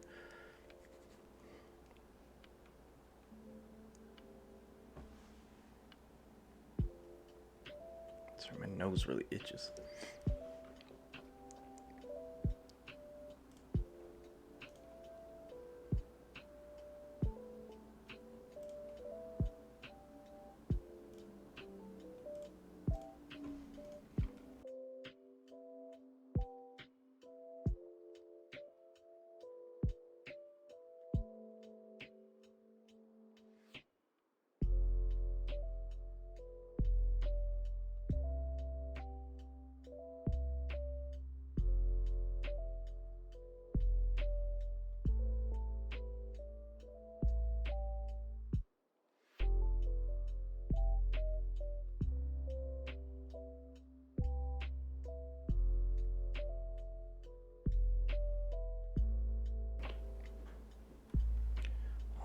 Man, they drew into all kinds of Star Alliance. They are in check though, so what do I do? I don't have a ton of Amber control. Murmuk will put them off of a key. So I'm gonna go ahead and push Tempo with Untamed. Let's go Murmuk there. Witch of the Eye, and then Snufflegator, so that puts me in check, keeps them off of a key at least for a turn. And I do draw the Time Traveler, so I don't have to play the Help from Future Self. But I could play Time Traveler, hit it with Twin Bolt Emission, play Help from Future Self, replay Time Traveler, and get 4 card draw on a turn, which is nice. But I also have 2 Untamed. Decisions, right? Okay. So they do discard. They were able to get the Forge off of Novu Dynamo's passive. Citizen Tricks keeps me off a key. Gallia top. So unless they have out of hand damage, my Hunting Witch will stick. And so I want to play as many creatures as possible. Logos and Untamed will give me 2. If I play Logos, I have the likelihood of drawing more creatures, where I think I'm pretty tapped out on my Untamed creatures. But, oh no, there goes my board. They just played Axiom. Getting ahead of myself. All right, we're going Logos. Logos it is. So we start with Time Traveler. Then I go Twin Bolt, hit Time Traveler, hit Citizen Tricks, help future self, grab Time Traveler, play Time Traveler, play Bat Drone, play Sloppy Lab Work to archive. Let's archive Dust Pixie and discard Follow the Leader, and then Twin Bolt to hit both of those. Check at 12.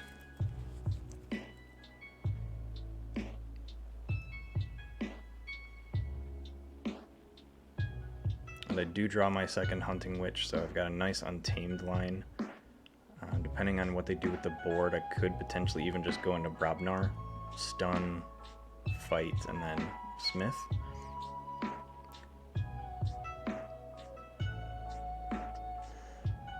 Okay, so Brobnar, Smith won't give me board advantage.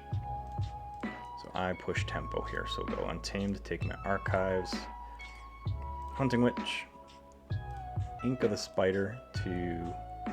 Let's first do Hunting Witch. I'm going to stun Raider Gallum, Murmook, Dust Pixie. Check at 8.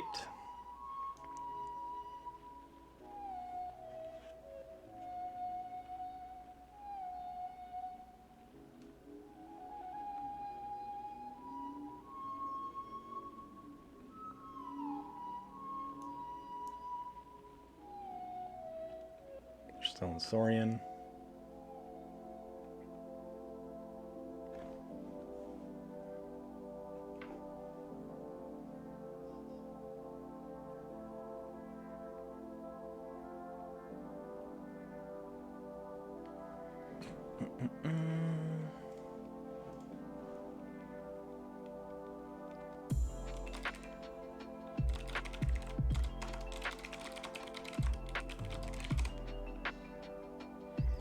Welcome back, Orion.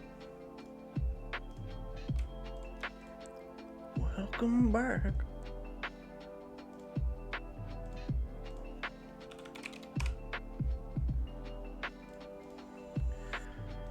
Yellow key. So I go Brobnar here. I need to get board state. Should be able to do, so let's go Brobnar. Drop a smash. Let's stun that Raider Gallum again.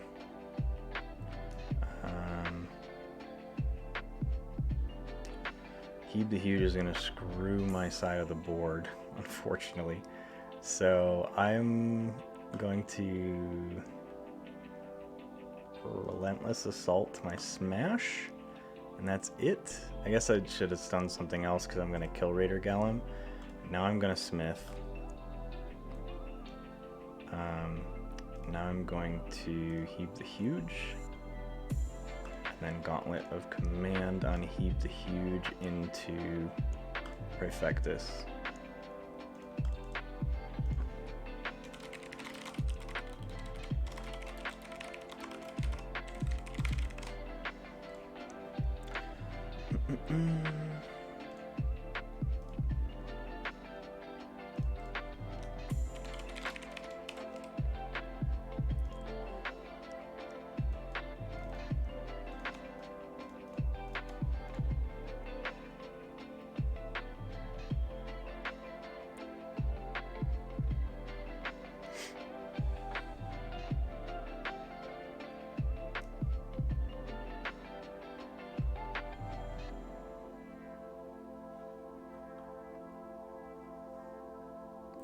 Do do do do do do boop boop. What the fuck was that, Brian? Self-stimming noises, right? Good times. I'm using all my psychology lingo.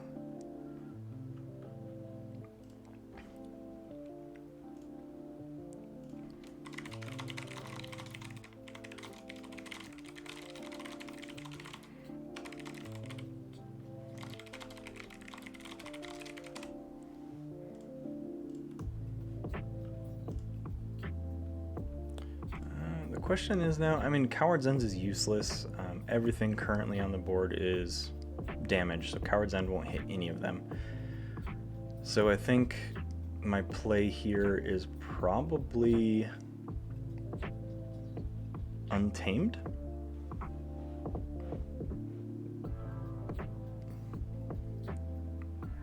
Or probably Logos, to be honest. So let's play Library, Doc Bookton, and then a Twin Bolt. Hit those two. End turn. I'm on 5. There we go. There we go. we'll see if I can keep most creatures on the board, but being able to get 4 Flaxias and probably bounce. Galiotops isn't too scary. Probably bounce the Thero Centurion. I should probably bounce the Galiotops because the Centurion can just play back out and recapture this Amber.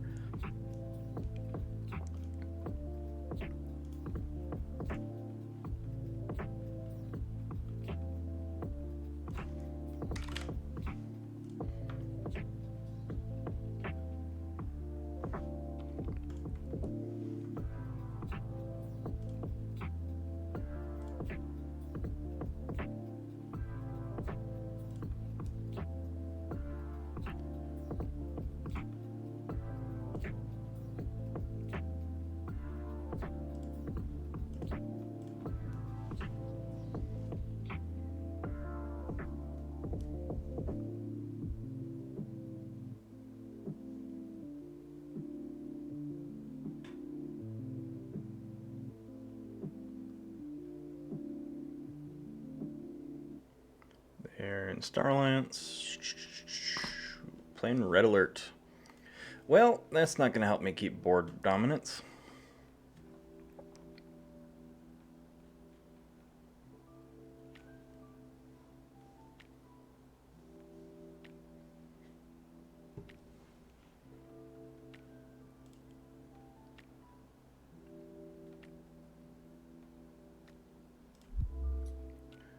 Subject Kirby, so now I'm going to play another creature. Yeah, I'm not going to get these Flaxias off, so I'm probably going to have to use this Nature's Call to control their board, so I can play these Flaxias and at least get 2 plays out of them.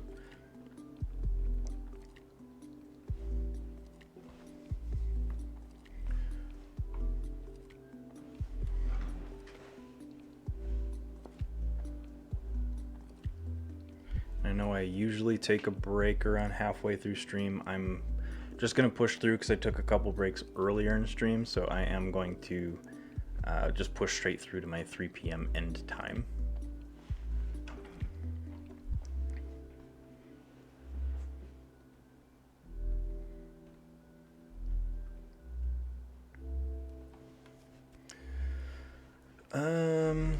So if I bounce 3, they're going to have 2 in play.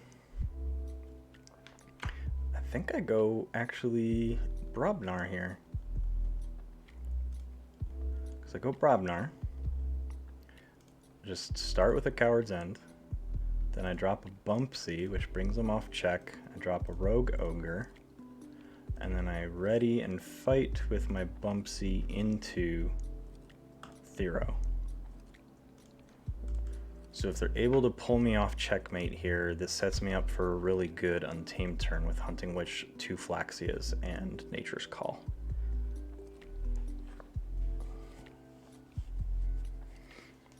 And I can never say it enough when playing this deck, Latesmith of Belberg. I need a key cheat in this list so bad.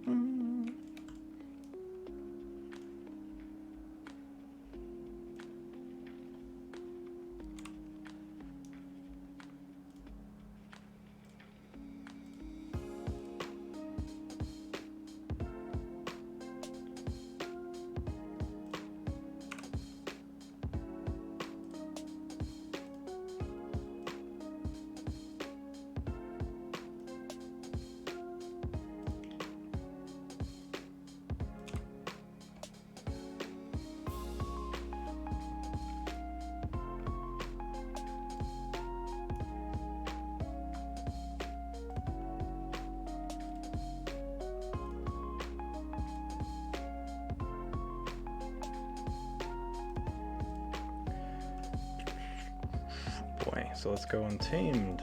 This is gonna be fun. Let's go Hunting Witch. Now, Flaxia is not gonna do anything right now, initially.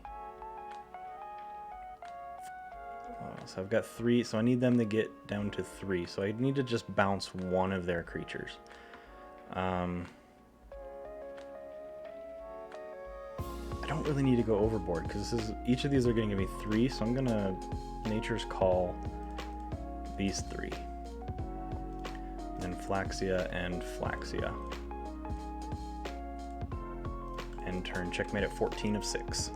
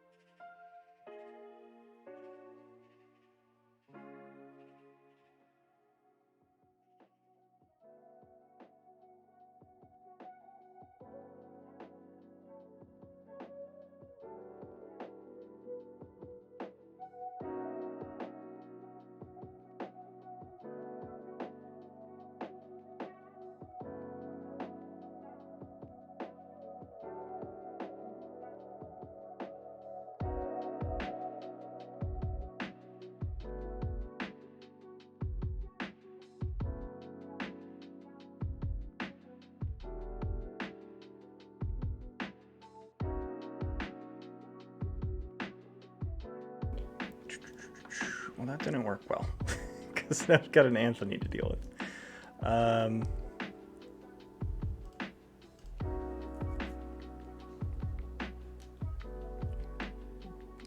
Boy, let's go Logos. Draw a card. Reap, draw a card. And then let's drop Doc Bookton, Crazy Killing Machine, and then Fogify. So they can't fight.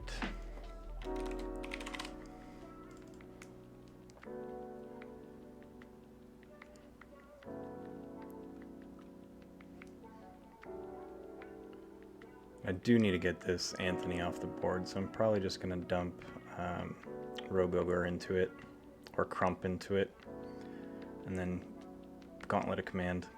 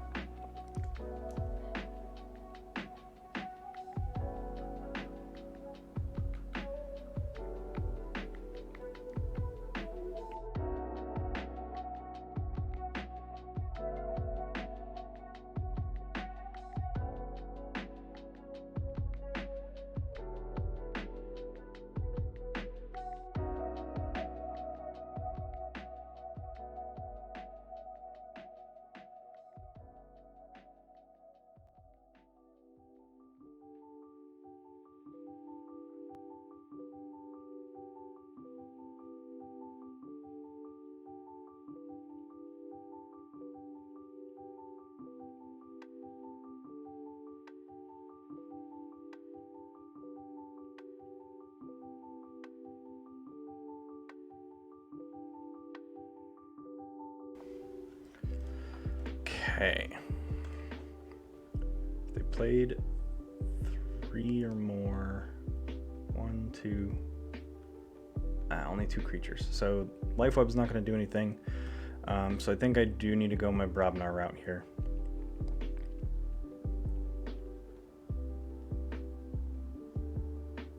I think I just play War Song.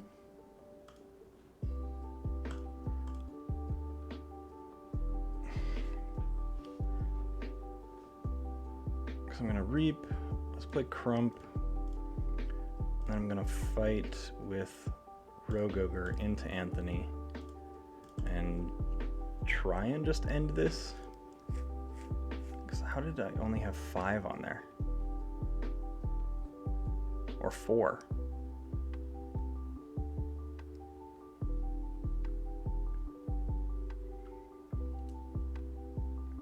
Didn't he have like 14 amber on him? What the fuck?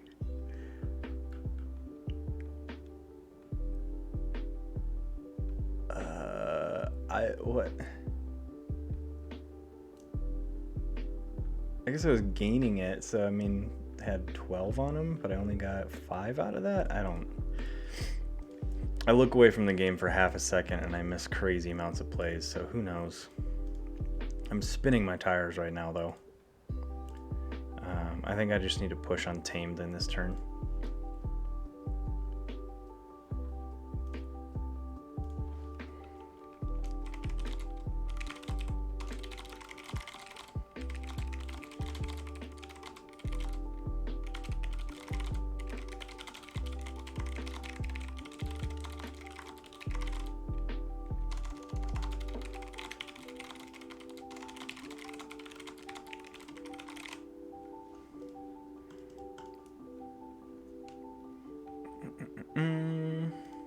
And I'm crapping out. This deck is crapping out.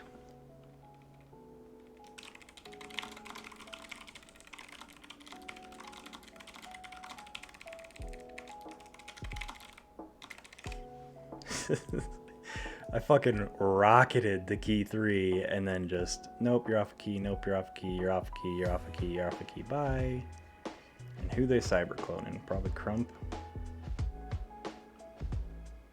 Yep, called it.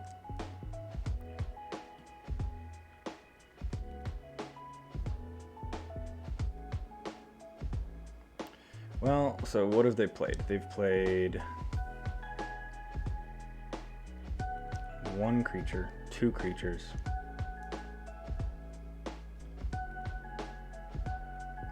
Play 1 more creature for me. Come on.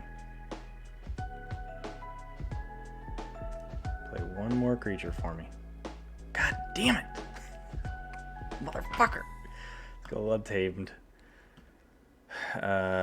Sure. Witch of the Eye. Mermook. Snufflegator. And then Reap Reap. And I'm just going to play Life Web to gain an Amber. And then reshuffle and fucking redraw Life Web. Okay. So I do have, I mean, I've got Heeb the Huge. I've got EP if I need to.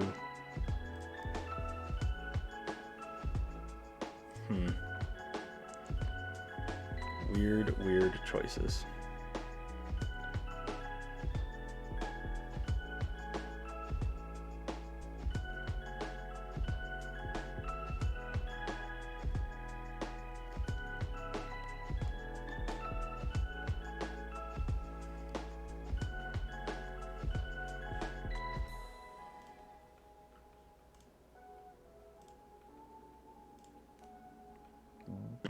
Problem is if I get too far ahead on Amber, I'm just gonna EP.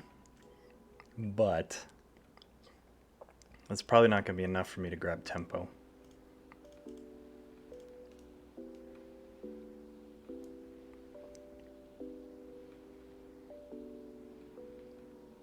I would love for them to play 3 creatures, me to Life Web, pull it back with Witch of the Eye and Life Web again, and steal 4. That would be fun.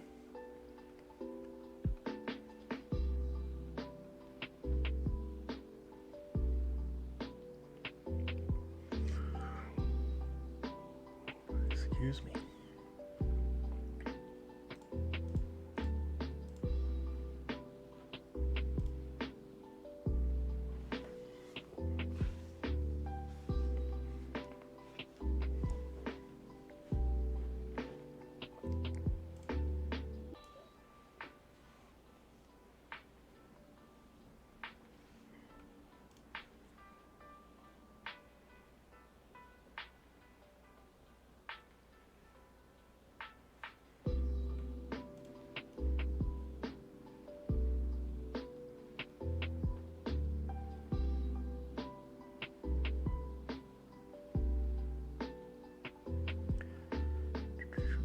Murmuk, they're at 8. So I'm gonna be forced into a Logos turn. Wish I had Coward's End, because I'd get so much amber from this board clear. I'd get 4. I guess no, because Perfectus Ludo would prevent all that, so I wouldn't get any amber.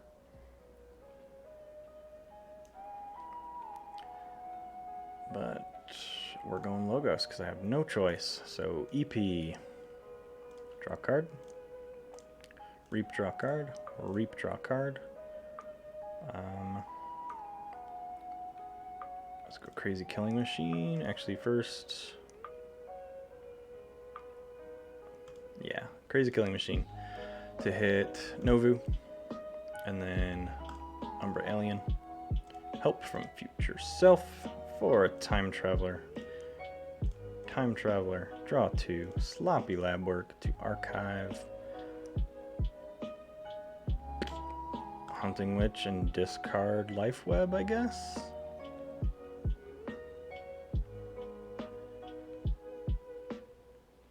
Sure. Checkmate at 7.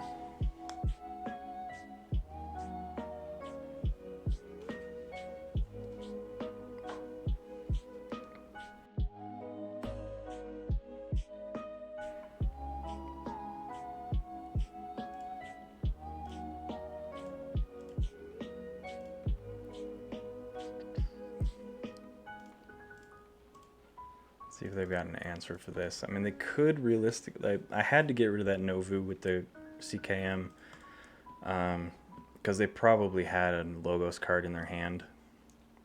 So they were probably holding it just to be in check at 5.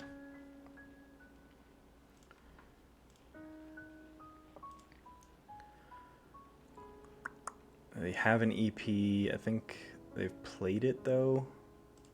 Should be in their discard here. Yeah. Their Anthony's gone. So I don't think they have any major amber control that could keep me off a key here unless they... Where's Raider? They could have their Raider Gallum in hand. But they're going Star Alliance. Hadron Collision is going to kill my Time Traveler. No, it's going to kill my Doc Bookton. Red Alert, 1 damage to everything.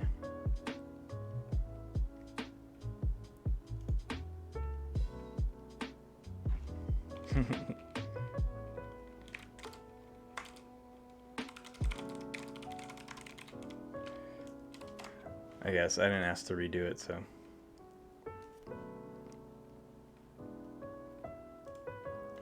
Unless they can keep me off a key, then I'd let them redo it. I mean, I'm playing to play, so I don't mind them forcing me to play better. I don't think they have anything to answer this key. At most, with what they have, they could play Citizen Shriek, or use Citizen Shricks to steal 1. And it doesn't seem like they have their Raider Gallum. They're probably fishing for it. So if they lay the land and grab it, they can Imperial Road and drop it, which is exactly what they just did. Yep. Okay. I don't think I have anything. I think that did it for him.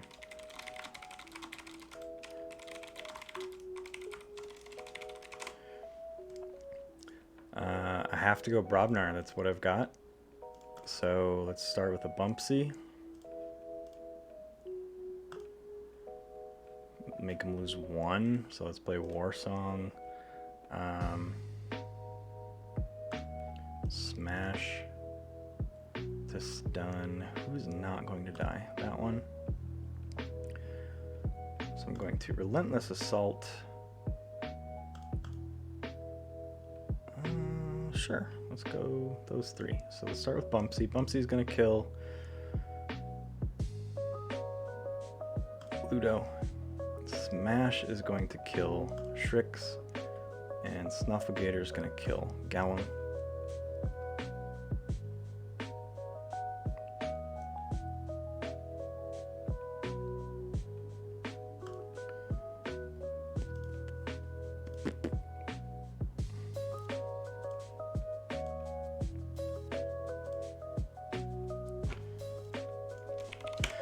GFG.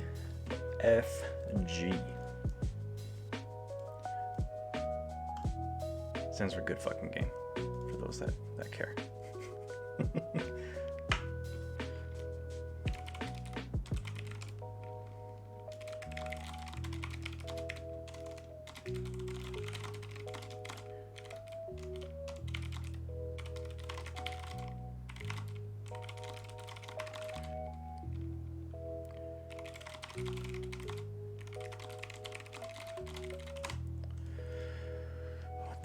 I got time for one more. Let's go. I'm gonna try another rhubarb game.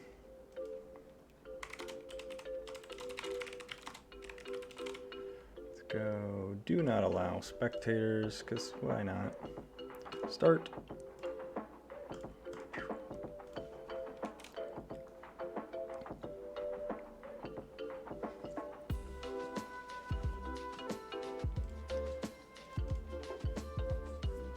I have to say that the calmness of chat in stream today is both eerie but calming.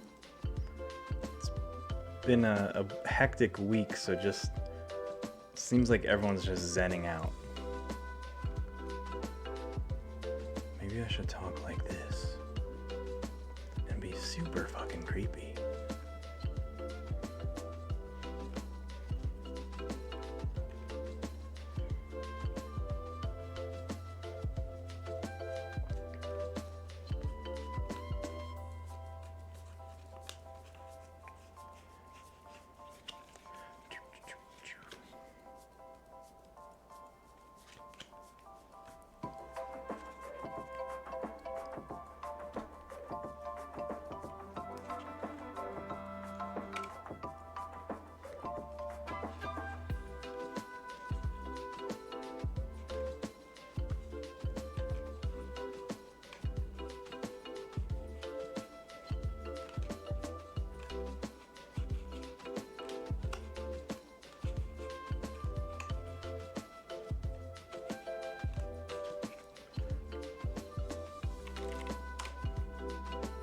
Boom.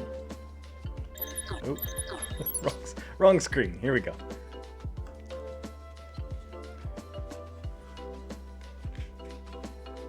What we got? They said there were 68 or under, so that's good. Great for testing.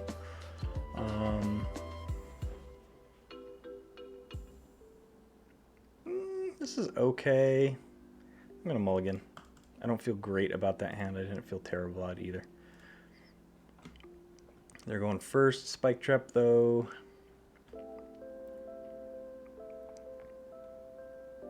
Okay. Let's just go shadows. Shoulder id. Bona thing. Mutant cut purse.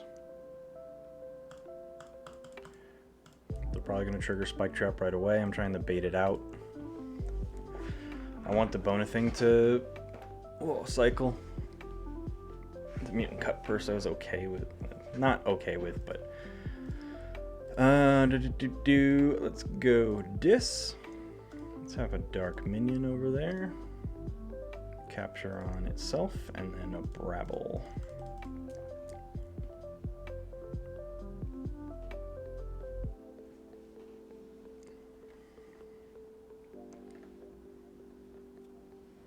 So they mug my dark minion, 1 damage to everything.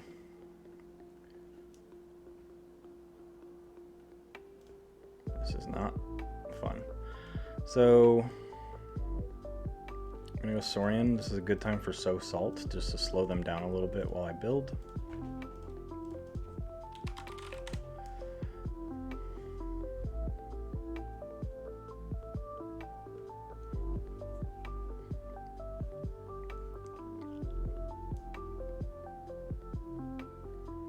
Forge compiler. Okay.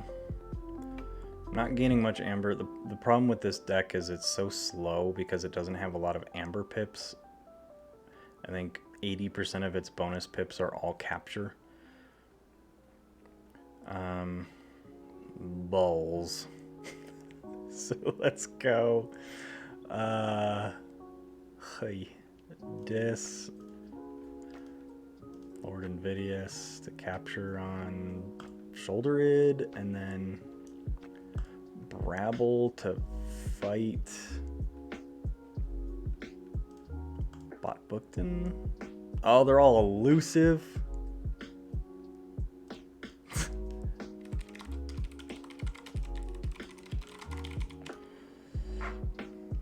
Sigh. That kind of day.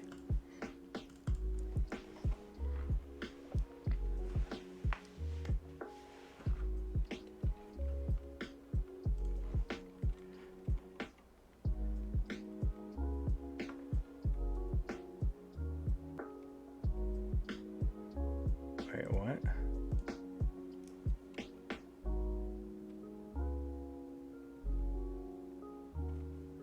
Oh, okay. I mean, that's not what I was going to do, but I'll take the free Amber, I guess. I was gonna fight into QMEX and kill him, but whatever. Oh boy, yep. Smiling Ruth, they took me Invidious. This is going downhill very fast, so I'm gonna Saurian. I'm going to Monument to Faust. Drop Cornicent Octavia to the right. I'm gonna pop. Ultimately doesn't matter. I don't have anything that I really need to kill, so I'm just gonna hit there. Let's go Monument to Faust, capture one there. Monument to Faust, capture one there. And let's Axiom to Grisk, capture an Amber there. Ward the Shoulder Id and see what the fuck that can do, because probably nothing.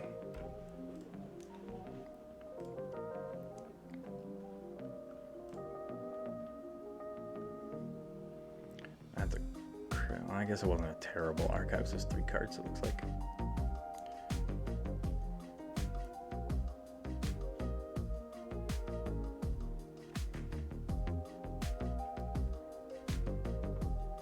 That's exactly what I was talking about earlier, that my opponent's just going to kill Brabble when they have 1 or 0 Amber, and they killed it when they had 0, so whatever.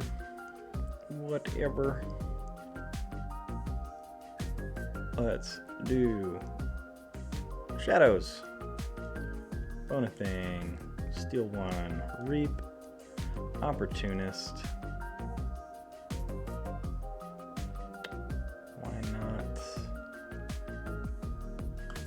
There, and then I'm going to discard the Bone Rot because I don't want it to kill either of my creatures, because I need to maintain a board state. Break Key will work here, and I can increase at least the key cost, so they have to pay 1 additional for the key they forge.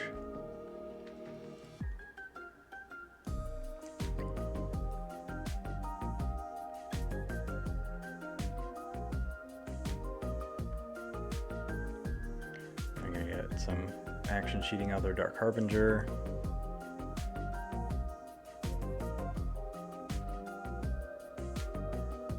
Good times. I have absolute trash to bring to this round. It's going to be an interesting one. Let's go House Tis. Anguish, damage itself. Play a Break Key. Play another Anguish.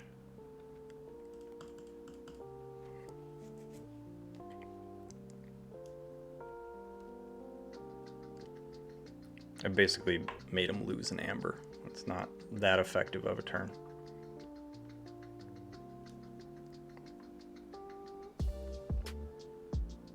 That Harbinger has to die though, so I'm going to very quickly have Anguish fight the Harbinger. I think, what do they get? They get Reap, capture 1.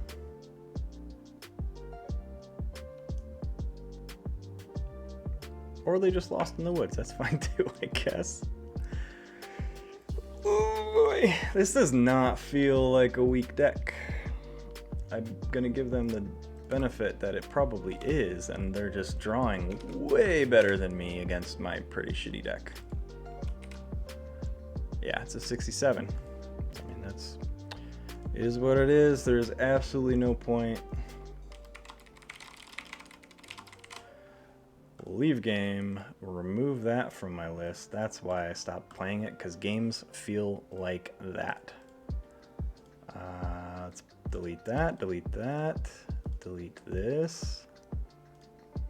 This one feels pretty bad. Okay, I'm running out of options, kids.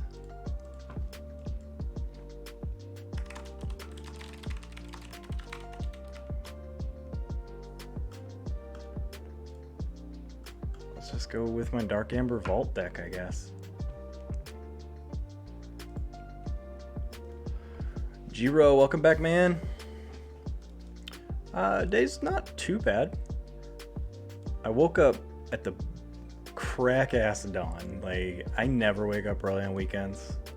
That's my sacred time to sleep in, and I was up by, I think, 7:45 local time. No alarm, nothing. I just woke up, got some shit done in the morning, and been streaming.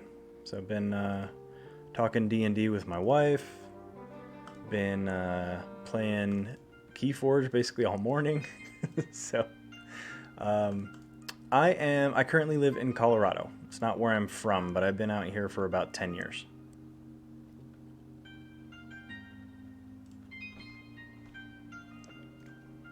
What about you? I think you said, well, yesterday you travel a lot. You're in the paintball circuit.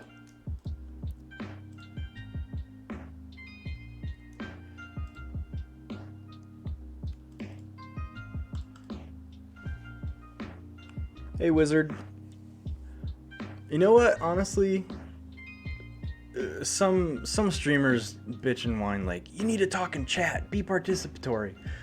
I'm gonna distract myself playing games anyway. If you're lurking and just hanging out and say hi once or twice and just watching the chat and kind of listening to me absolutely blow a gasket because I'm drawing like shit, as always, that's your prerogative, right?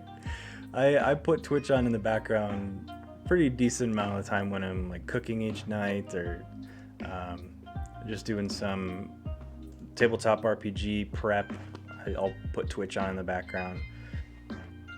Can never consume enough Keyforge content, to be honest.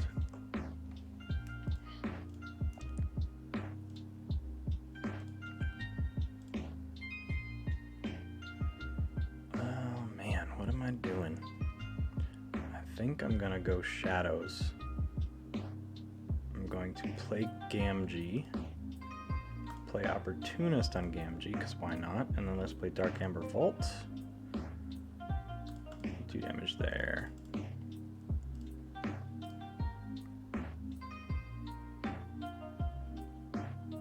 Yeah, I mean, so if people are just have ghost accounts, that's what I call them. I don't know if that's the actual realm term, but yeah, people that just have these fake accounts that they don't really register, they don't confirm their email, so it makes it difficult for Twitch to track if that's actually a viewer. So most of the time in statistics it doesn't matter. But I've hit the affiliate rank. There is not a single Keyforge content creator is at partner yet. I don't think anyone's even close. I think the people that are the closest are the guys over at TTR, and they're hundreds of viewers per stream short. So it's a grind. I have no ambition. I have ambition to get there, but it's going to take a very long time. I'm gonna go Untamed, and I'll get to your question in just a second, Jiro. It's hard for me to talk and think at the same time. I'm that kind of person. Let's go Keyfrog. Hit that Scout Pete, and I'm gonna discard this Sniffle Kong. Let's see. How long has it been since I've kind of done the Crystal Hive in 2 waves. So I've been streaming, I want to say since Age of Ascension. There's a part in Age of Ascension where I think I truly started streaming. I didn't take it too seriously. It was just I'm gonna play online, why not stream it and see if people want to watch my content. And then I found out people actually enjoy watching not just Keyforge content, but my content. So I started putting a little more effort into it around Worlds Collide. And it got to just, life got unbearably hectic and I had to stop streaming for a while. There's some issues with grad school and employment, and just I needed to focus my energy on that stuff versus streaming. When I came back, it was still Worlds Collide, hadn't been Mass Mutation yet, and I've been streaming every week since. So altogether a little over a year, but consecutively, actually, so altogether a little over 2 years, but currently about a year. So COVID time. I'm gonna play Shadows. I'm gonna Reap. Let's play Seeker Needle. Let's kill there. Let's Tempting Offer there. And let's Mug to kill that. That felt like a good turn. I got to circle back all the way up to stream. So, one, that's fucking sweet that Jiro, that you play in the Latin paintball community. I personally have never been paintballing. I've done airsoft once or twice. My brother's huge in the airsoft, so I've never competed or anything, but I mean, basically ran around in our parents' backyard and shot each other. That's the extent of what we did. Haven't gotten paintballing ever, but I've always wanted to. Yeah, and I mean, I love playing Keyforge. I've been playing since Call of the Archons. I started playing the 2 weeks prior at the pre-release, the like game announcement pre-release. That's when I was hooked. That weekend I was hooked. So from then on, I've been just chugging along, kind of trying to stay as much up with the meta as I can. I'm going to play Defense Initiative Ward there. I'm not going to Exalt. But I mean, I'm a nerd of all nerds, if you can see. I don't know why I leaned that way. It's because my camera's mirrored. So I got that. That's one of 2 game shelves filled with all board games. Back here is my printing table. I've got 2 filament printers here. Got a resin printer in the garage. I run an RPG every Sunday. So I mean, I read comics, all kinds of shit. So anything and everything nerdy, and I just think Keyforge scratches every one of those itches. It's a goofy and doesn't take itself seriously game, but it's a deep thought. Like, there's a lot of really hard decisions and really complicated rules interactions that you need to be aware of to play this game, at least at high tier. I'm gonna go Resurgence. I'm going to... Ooh. I'm gonna grab the Niffle Ape. It doesn't have the term mutant, so that's all I can grab. I'm gonna play It's Coming to grab the other part of the Niffle Ape. I'm going to discard the Niffle Ape, because why not? I'll play my Dark Fairy, play a Pismire. I'm gonna play my Niffle Kong. I'm going to trigger Niffle Kong first, take my Niffle Apes back into hand, play those bad boys, call that good.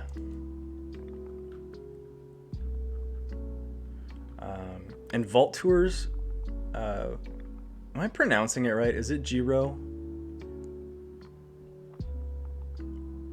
Or honestly, I'm probably pronouncing it wrong. Could it be Hero?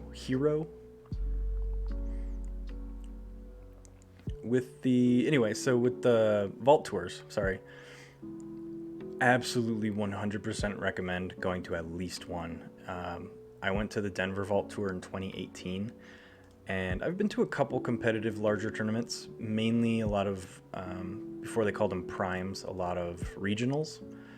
I went to Worlds 2018. for Giro. Okay. I was getting it right. I went to Worlds 2018 for Star Wars Destiny, and then I went to the Vault Tour 2018 in Denver. So it was a big travel to play tournaments game, or year for me. I placed 14th in the Denver Vault Tour out of 251 players. So, not a bad showing. I actually got taken out by a previously local player. So the person that took me out used to live in Colorado, but then ended up,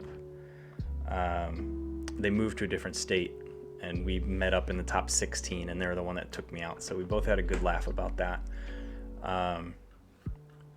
Yeah, and trying to catch up. I'm all backlogged on chat. The Keyforge, like the art, the intention of Keyforge is supposed to not be a game that is going to like annoy anyone or scare anyone or trigger anyone in any way. But at its core, like it's actually a very complicated deck, or sorry, very complicated game. The rules are easy, but the game itself is pretty complicated. Let's go Secret Needle there. Check at 6. Well, and that's the fun too, Kelly, is if you tank out in the Vault Tour, some people, I personally will play out. I want to see just like how good I can do and where I can finish. So I usually play out the entire 6 or whatever rounds. But some people, when they realize, hey, I can't make the top cut with this record, they'll drop and join all the side events. And I know people have tons of fun in the side events. And so I've debated doing that. I've debated dropping just to join side events. Yeah, exactly. Just drop out and play a bunch of side events, and I know tons of people that absolutely enjoy that. And for the Keyforge RPG, Wizard, is that you're playing the Genesis system, Keyforge, or are you playing a homebrew out of a different rule set? Oh boy. What do I do here? I'm going to go Saurian because I can drop Perfectus Ludo, hit a damage there. I'm going to City State Interest, capture 1. Monument to Faust, just jack the key cost up. I'm going to Defense Initiative to ward, not exalt, and then I'm going to Axiom, damage icon, ward, clear. They don't have a creature, any creatures in play, so that kills Genesis or General Order 24, which allows me to keep my Saurian. Netrunner. I have played Netrunner before. It was very odd, and at the time I wasn't really interested in joining any LCGs. So I missed the boat on joining Netrunner. And then when I first started recently getting into more competitive card games, I jumped into Game of Thrones 2nd edition. And if you're talking about learning curve, not as bad as L5R, but Game of Thrones was a pretty rough game to learn, especially the deck building. What do I want to do here? I'm drawing like trash, and at least I'm distracted by chat, because otherwise I'd be blowing a gasket. Let's go. Sacro Thief. Damage due to bonus icon, boom. Capture, boom. Secret Needle, boom.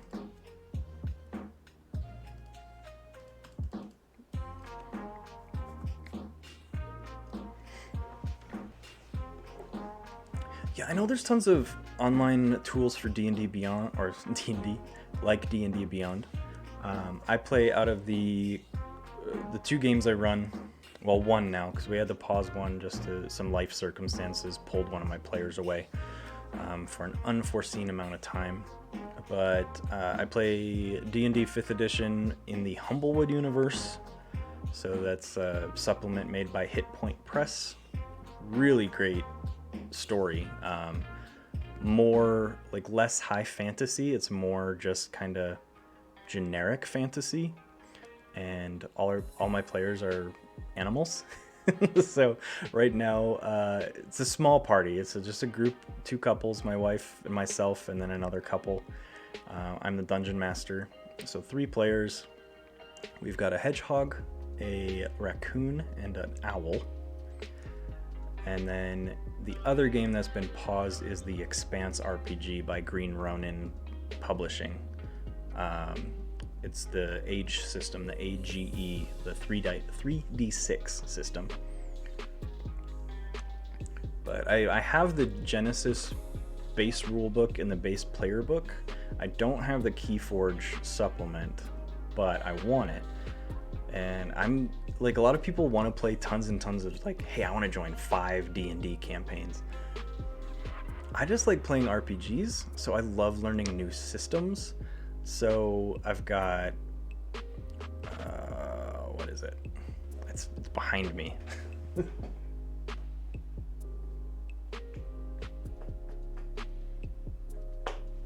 The Outbreak Undead system, then Genesis, then D&D, The Expanse, Dragon Age. So I love learning new systems. It's so fun. That's where I nerd out. I'm gonna go Saurian. Let's drop a Faust, boom. Drop another Faust, boom. Drop a Citizen Shrix, boom. Monument to Faust, a boom, and then reap. Key cost 19. Problem is, I know they have a gateway, and I think they shuffled. Yeah, I mean, they can get all this amber back super easily.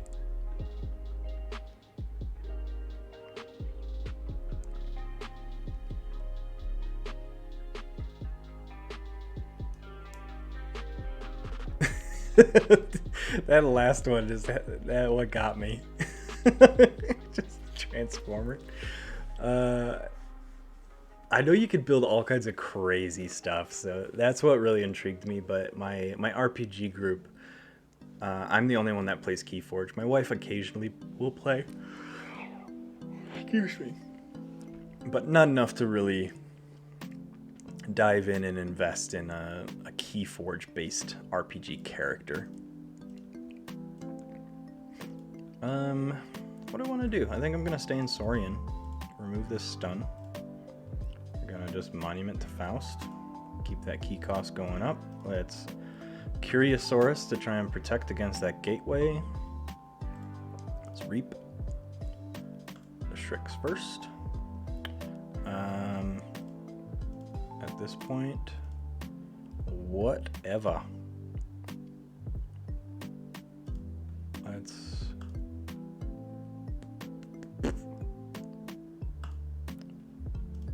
pop the wards there. Let's Axiom of Grisk right. Let's ward here. And I don't really care the order, just trigger them and check at 6.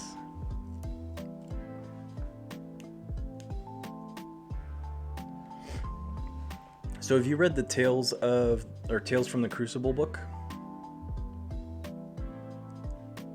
I haven't finished it yet because it's a collection of just short stories, so it's not a cohesive full novel. It's just like a collection novella. But I'm really enjoying it. I'm only about a quarter of the way through, unfortunately.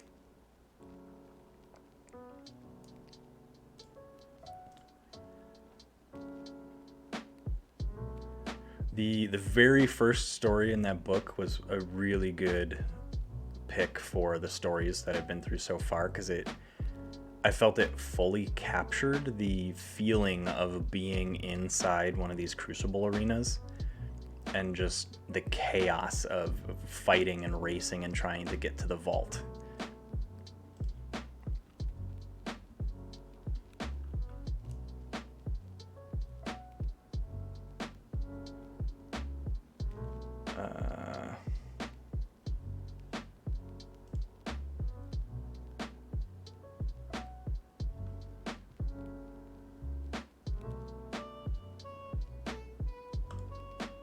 Yes. I was just making sure I knew what he was just saying. Yeah, I figure I won't give too much away. I don't want to spoil it for people that have read none of it but intend to, but I haven't finished either. I feel they added a good collection of different types of stories.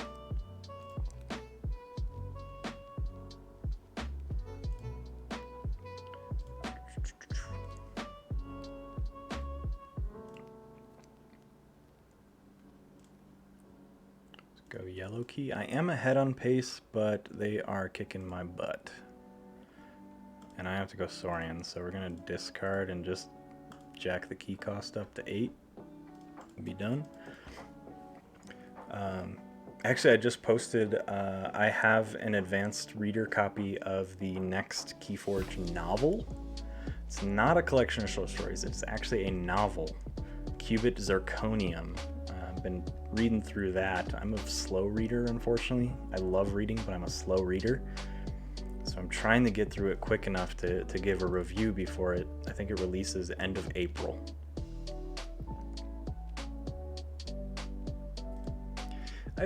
So Sanctum, unfortunately, is like, to use the idiom, the redheaded stepchild. And it just, it feels bad because Sanctum could be such a great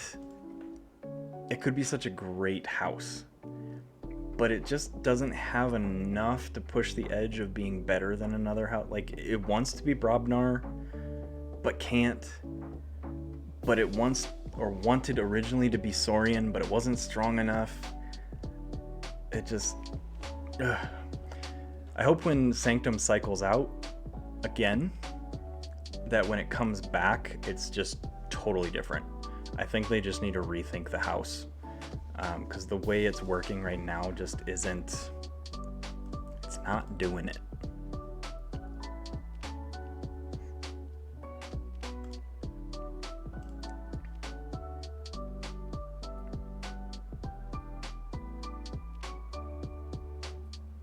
Ooh, is that your conspiracy theory, Kelly?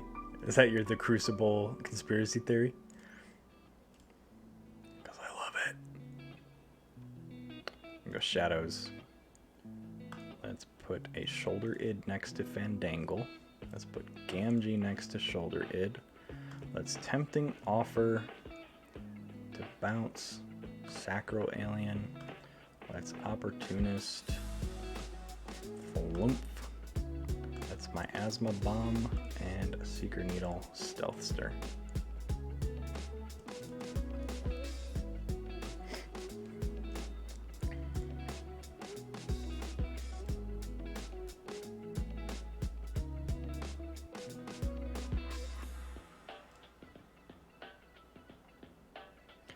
I don't have much of anything to keep pushing board state. I've got City State and Axiom that's gonna help me stall. This Orb of Invidious is screwing me, but they've also got crazy board control. Yeah, I'm hoping there's a story about Sanctum and Dis. Like, I like the little excerpts in the rules reference guide about the houses, and I told my wife I was gonna be obsessed with the books. I want a book that kind of is like the origin story of when a house reaches the Crucible for the first time. And I want that for every house that exists across the life of the game. So I want a Mars book, I want a Sanctum book, I want a Brobnar book, and ad nauseum for every single house. And as new houses are introduced, I want a book for each of those houses as well. I would devour those. They would cover my bookshelf. I'm going to Saurian gonna do Monument to Faust first. Let's then go City State Interest, capture 3. Let's go Axiom of Grisk. Do a damage to, doesn't matter because they're all gonna die. Let's ward Fandangle. Pop those Q-Mechs. End turn.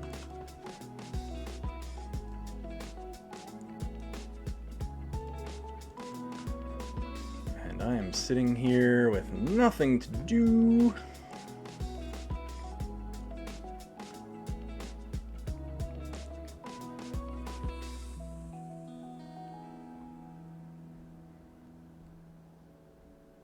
At most, out of shadows, I can steal 1 with Gamgee. So if they go in the check here, I can't do anything.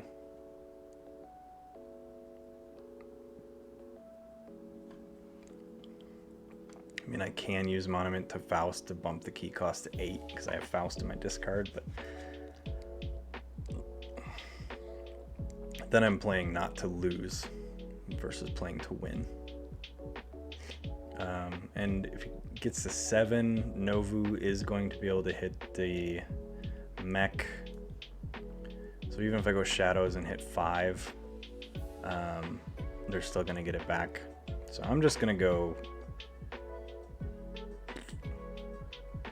Woof. Let's just go Untamed. There's nothing I can do other than delay the game. So let's go Untamed. Let's discard Dark Fairy. Let's see what I can pull. Can I pull? Nothing useful. Nothing useful at all. Let's, I guess, Niflkong and Flumph. Let's drop Flumph. Let's drop Niffle Ape. Let's discard. And remove a G. I've got nothing good for this round. I'm just gonna have to pick a deck and just say fuck it. Woof. Woof. Painful day at Keyforge. I'm just gonna have to abandon. I'm just gonna blindly pick a 68 SAS and just hope I don't get steamrolled. But it doesn't matter because I got steamrolled last round, so who cares? Thanks for tuning in on Saturday. For everyone that was here earlier, thanks for bearing with my couple walkaways from stream. But I will be back on Friday, depending on... I'm going to post a poll on both Facebook and Twitter. And depending on how those polls go, we might have Champions Challenge on Saturdays from now on, and then do my casual just hangout on Friday nights. So stay tuned for that slight switch up. It'll just be formatting switch up. It won't be a time switch up. So everyone that was watching, thank you for tuning in. Thanks for joining me on your Saturday. Have a good weekend. And remember, when it comes to Keyforge, when in doubt, reap it out. Take care.